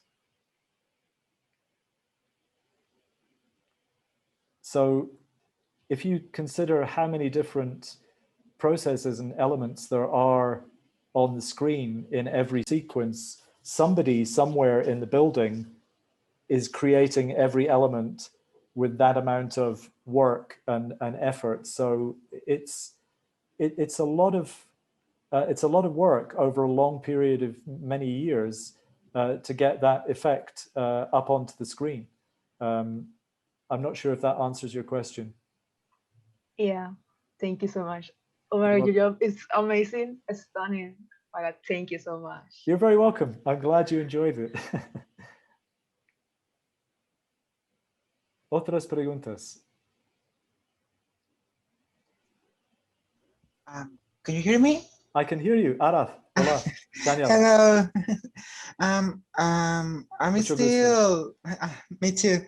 I'm still like worried about getting a company for animation.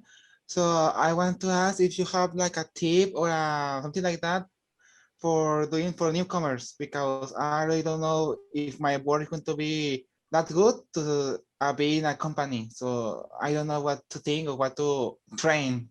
Okay. What area of animation work are you most interested in? What would you like to be? Well, I want to be like a little bit in any area of all of them, but I want to like a specialist in 3D animation. Okay. And 3D animation of characters? Yeah, I want to know the characters, like the hair, the movement, and the clothes. I also aspire to be an in-between animator. Okay. But when I see it, I think it's so hard, but I think it's worth a shot. I agree. It is hard, and it is worth a shot. And really, if you're going to be animating characters, and if you're interested also in digital simulation of cloth and hair, it's a really good idea to study anatomy. And it's also, if you're studying anatomy, it's really sensible also to study perspective, because all human and animal anatomy and movement happens in space. So it's a really good idea, whether you're using internet tutorials or library books or a combination of tutorials and observation, look at and learn and understand anatomy. And there's a really good website. There's a guy called Carl Ganas. I'm going to put this into the chat section. He is the anatomy instructor for the artists who work at Disney and DreamWorks, and he teaches online, and you can sign up for his classes. And he has written several books and published a lot of online material, and his stuff is fantastic. He worked as an advisor to the rigging and modeling and animation departments on Moana, because they had the additional problem that most of the characters have no clothing. So all of the muscle groups and bones and things are visible. You can hide a lot if the characters are wearing cloth. But if you are interested in all of those elements, then learning to observe and to draw anatomy, faces, muscles, architecture, all of those things will, this is really all you need. One of these and one of these. And a lot of people worry about not being good enough. And most of the people I know in the industry have what we call imposter syndrome. I'm sure you've heard of imposter syndrome. It's really easy to think everyone else in the world has got some secret or some talent that I don't have. And really, there is no magic ingredient. All it is it's work.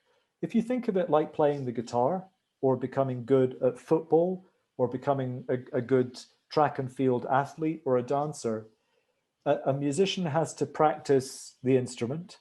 A dancer has to stretch the muscles. An athlete has to train physically. Everybody has to, there is no magic that is going to save any of us in animation. It's hard work. It's the definition of it. It's just lots and lots of hours of work. But the good thing about it is it's great fun.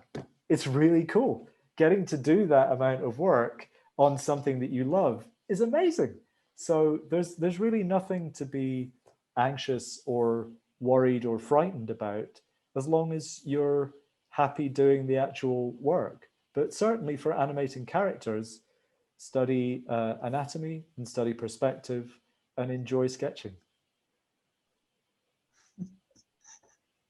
All right. Thank you, sir. It really helped me. You're very welcome. I will go into study more anatomy. Go check out Carl Glass. Check out Carl Glass. Definitely. All right. Thank you. Otras We have preguntas. time for just one more question. Okay. If anyone has one more question, and that's gonna be the last one. I have one. Okay, Salvador. When I see your work, I say, oh my, how did you do that? And my question may be just a little bit silly question. That's okay. And it is, how did you get inspired? How did you say, that's when I want to be? How did you get inspired to be an animator? That's a really good question. So I can show you if I can find the file. Let me see if I can, hold on just a second. I'm gonna lose that and I'm gonna see if I can track down Keynote.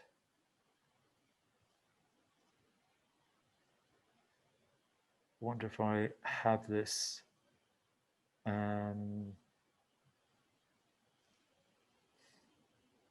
No. So let me just, I'm gonna find an image for you, and I'm gonna show you an image.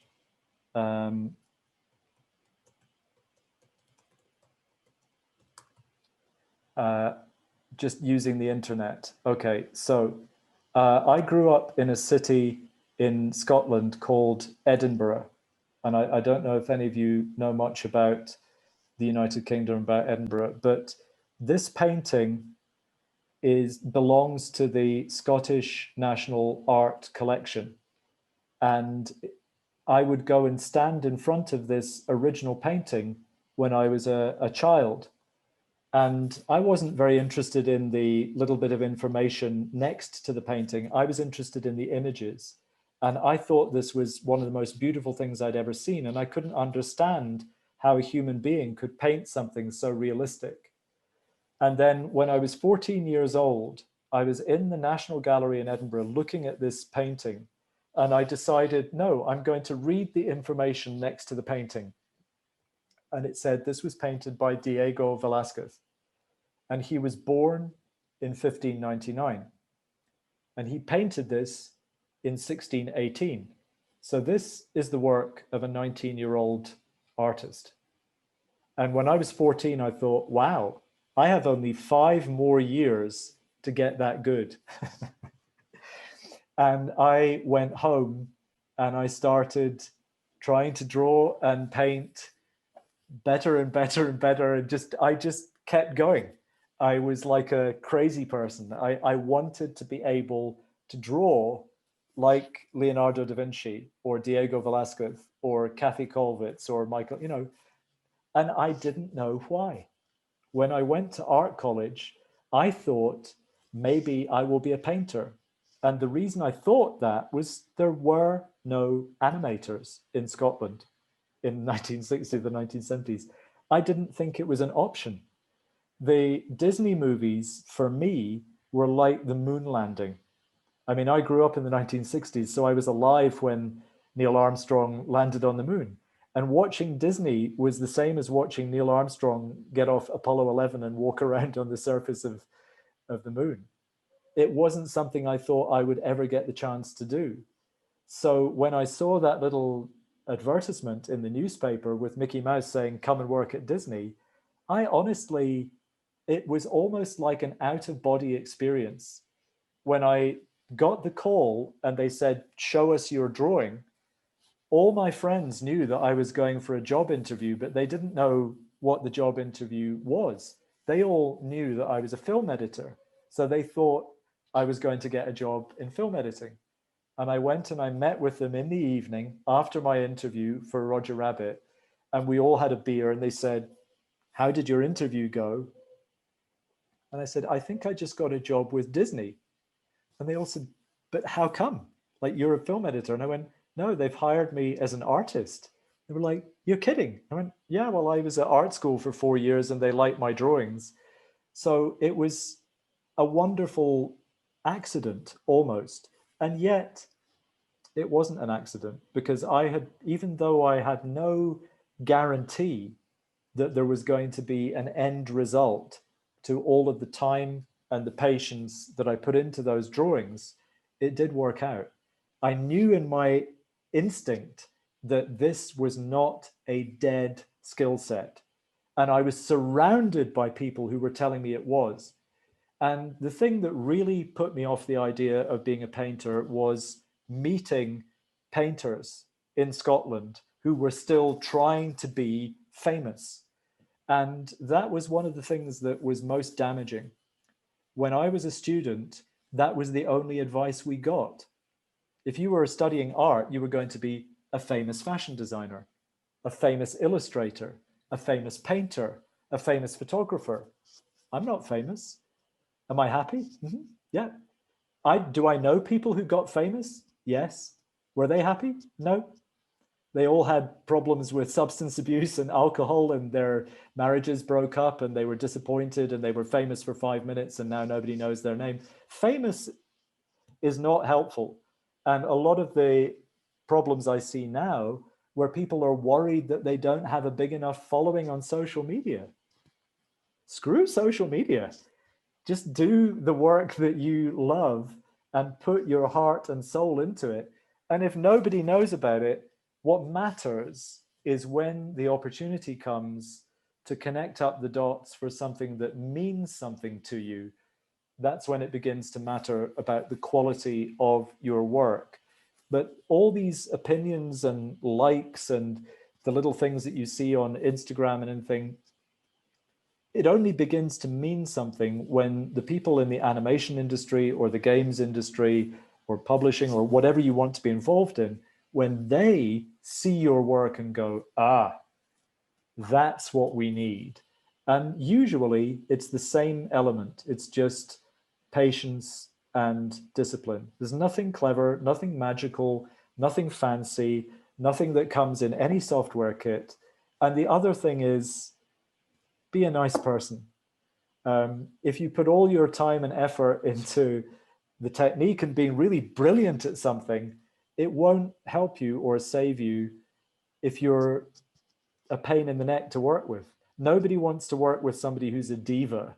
So I love the idea that when I am working on a movie, my name is one of hundreds of names at the end in the credit. It's not like a canvas in a gallery where you have Picasso in the bottom corner.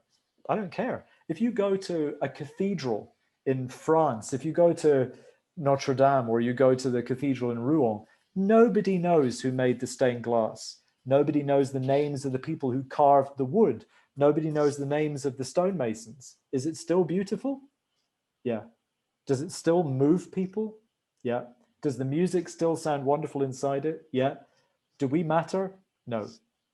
Art lasts forever. We're here for a short period of time. So while we're here, let's do cool stuff. Let's work hard and let's make amazing things, because that benefits everybody. So I don't know. Does that answer your question? Yeah, I'm very thankful for the question, Mr. MacLean. I'm grateful for your question too. Gracias, Salvador. De nada. Y gracias. Thank you to everybody for making time to be here today. I really appreciate it. Thank you, Fraser, for being here and share to us all your experience. This is a very, very huge experience for us. And this conference was part of the beginning of the Blender Diplomado. Ah, so, Blender. Nosotros vamos a iniciar la inauguración de este diplomado de Blender, el cual tiene 37 participantes y mañana será la primera clase. Este diplomado lo imparte el profesor Alejandro Toledo Armas y para realizar la inauguración le cedo el uso de la voz al licenciado Eduardo Crespo Campa. Muchas gracias, doctora. No sin antes, Fraser, sé que hablas español. Sí, por favor, sí. Mi inglés no es muy bueno, entonces... es mejor que mi español, entonces thank you very much, my friend, amigo. Muchas gracias por esta interesante charla que estuviste dando sobre este tema de la animación, el diseño de la animación. Sé que eres un hombre con mucha experiencia, eres para nosotros un invitado y un huésped de lujo en pues en estas sesiones virtuales. Te quiero agradecer mucho a nombre de nuestro rector y de toda la comunidad universitaria esta deferencia que tienes para con nuestros alumnos, la atención que tuviste para nuestros maestros, la directora, la doctora Elizabeth Camacho. Valoramos mucho esta participación tuya y seguramente los muchachos que están aquí conectados y que me están escuchando, pues fue de gran ayuda para su formación personal. Siempre es importante la teoría, pero creo que es fundamental y más importante que de viva voz quien realiza, quien trabaja, quien diseña, quien está en el día a día en este trabajo, les comente, les platique. Yo creo que eso es mucho más sustancial, sin demeritar el tema de la teoría, para que ellos complementen esa formación. Y seguramente de este grupo de jóvenes saldrán muy bien capacitados y tendremos mayores Fraser MacLean en el mundo de la animación, ¿no? Muchas gracias, amigos de corazón. Gracias a ustedes, gracias Eduardo, Edith, Carmen y todos los estudiantes. Gracias por invitarme, es un gran placer, un gran privilegio. Soy muy afortunado vivir y trabajar en este momento aquí en México y gracias otra vez por invitarme. La universidad es tu casa, cuantas veces quieras, tiene las puertas abiertas. Vamos a pasar, maestra, muchas gracias también por invitarme a inaugurar este diplomado. Sé que es un diplomado muy interesante que tiene que ver con Blender, con la suite de creación de 3D. Tienes un buen número importante de alumnos registrados. Sé de la capacidad del maestro Toledo, que seguramente les hará llegar mayores herramientas para que nuestros muchachos, nuestros alumnos y quienes se hayan inscrito de manera externa a este diplomado, quien desee inscribirse, pues tengan un mayor badaje de herramientas para trabajar en este mundo apasionante del diseño, de las 3D. Ahorita veía por ahí el video que Fraser nos presentaba del Space Jam, que para mí es una de las películas que más recuerdo con mucho agrado. Me pareció una película en su época muy innovadora para los tiempos aquellos en que la presentaron. Y esto ha ido evolucionando de manera muy acelerada. La tecnología de alguna manera se ha ido desarrollando y nosotros no nos podemos quedar atrás. Nuestros alumnos tienen que ir, si se puede, adelante, un paso adelante, y este tipo de conferencias, de diplomados, sin duda alguna les va a dar las herramientas para que ellos tengan los elementos.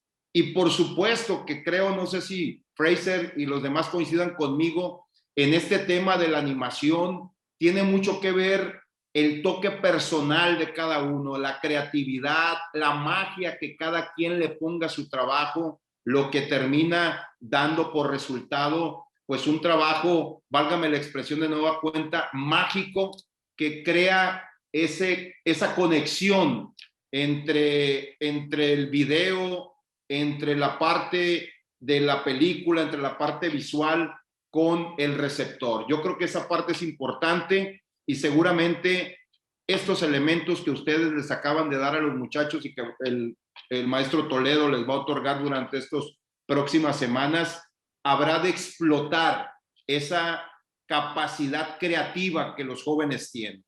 Enhorabuena, muchísimas gracias por este diplomado y siendo hoy viernes 30 de abril del 2021, a las 14:20 horas, declaro a nombre de nuestro rector, la máxima autoridad, y a nombre de su servidor como director de vinculación, formalmente inaugurado este diplomado de Blender Suite de creación 3D de código abierto y libre. Enhorabuena y muchísimas gracias. Que Dios los bendiga a todos. Muchas gracias, licenciado Eduardo. A continuación, la doctora Elizabeth nos mostrará el reconocimiento.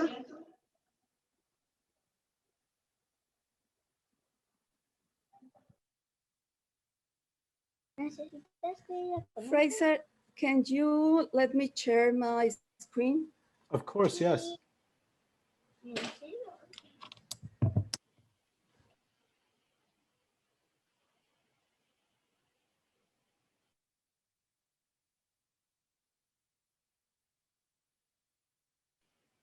Will it allow you to share?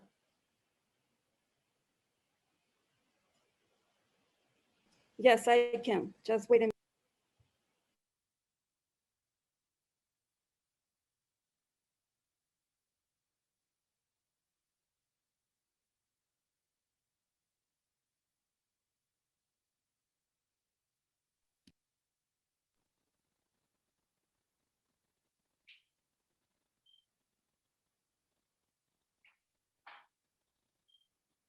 Estos son los imprevistos que suceden para que luego no digan que está grabado, ¿no?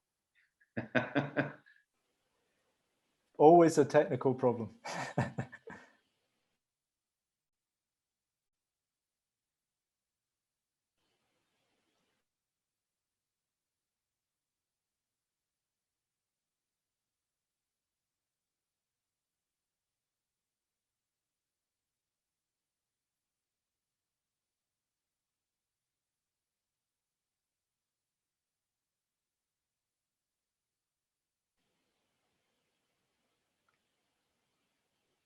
Allow me to, I'll be right back. Allow me to show you something.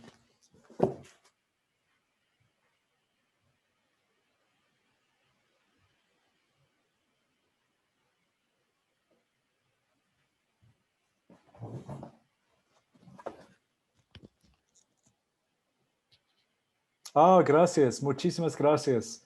Perfecto. Muy amable. Gracias a ustedes. It's a great honor. Thank you so much. Well, here is just a little recognition for you.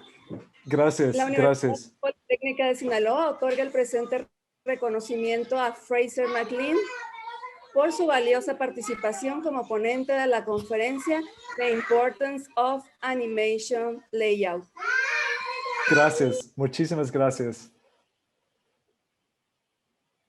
And for Eduardo, so this is, I don't know if this will work. This is the original Space Jam t-shirt. Space Jam. So, very good. Wow. Okay. So this was my my crew t-shirt from 1995. And when I moved to Mexico, I found it. So I thought I will take it with me for good luck. Congratulations, Fraser.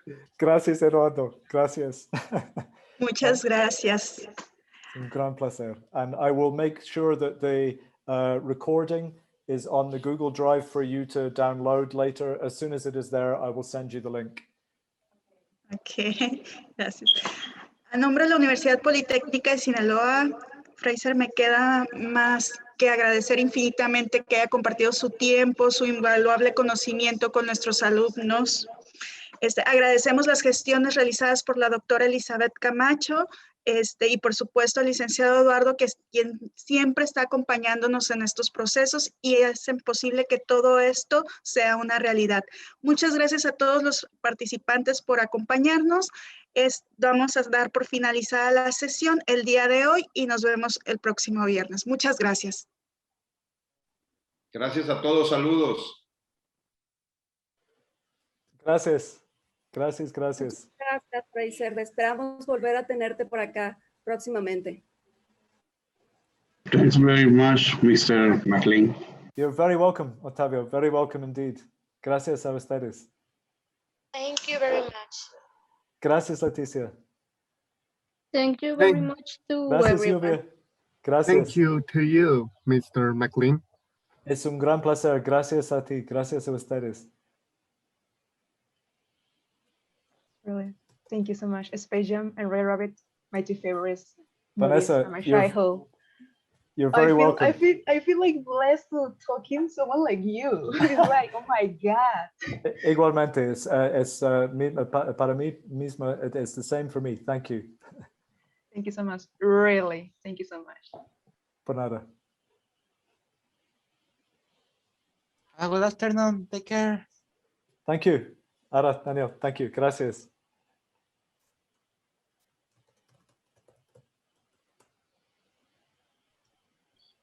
It's a pleasure. Nice to meet you, Mr.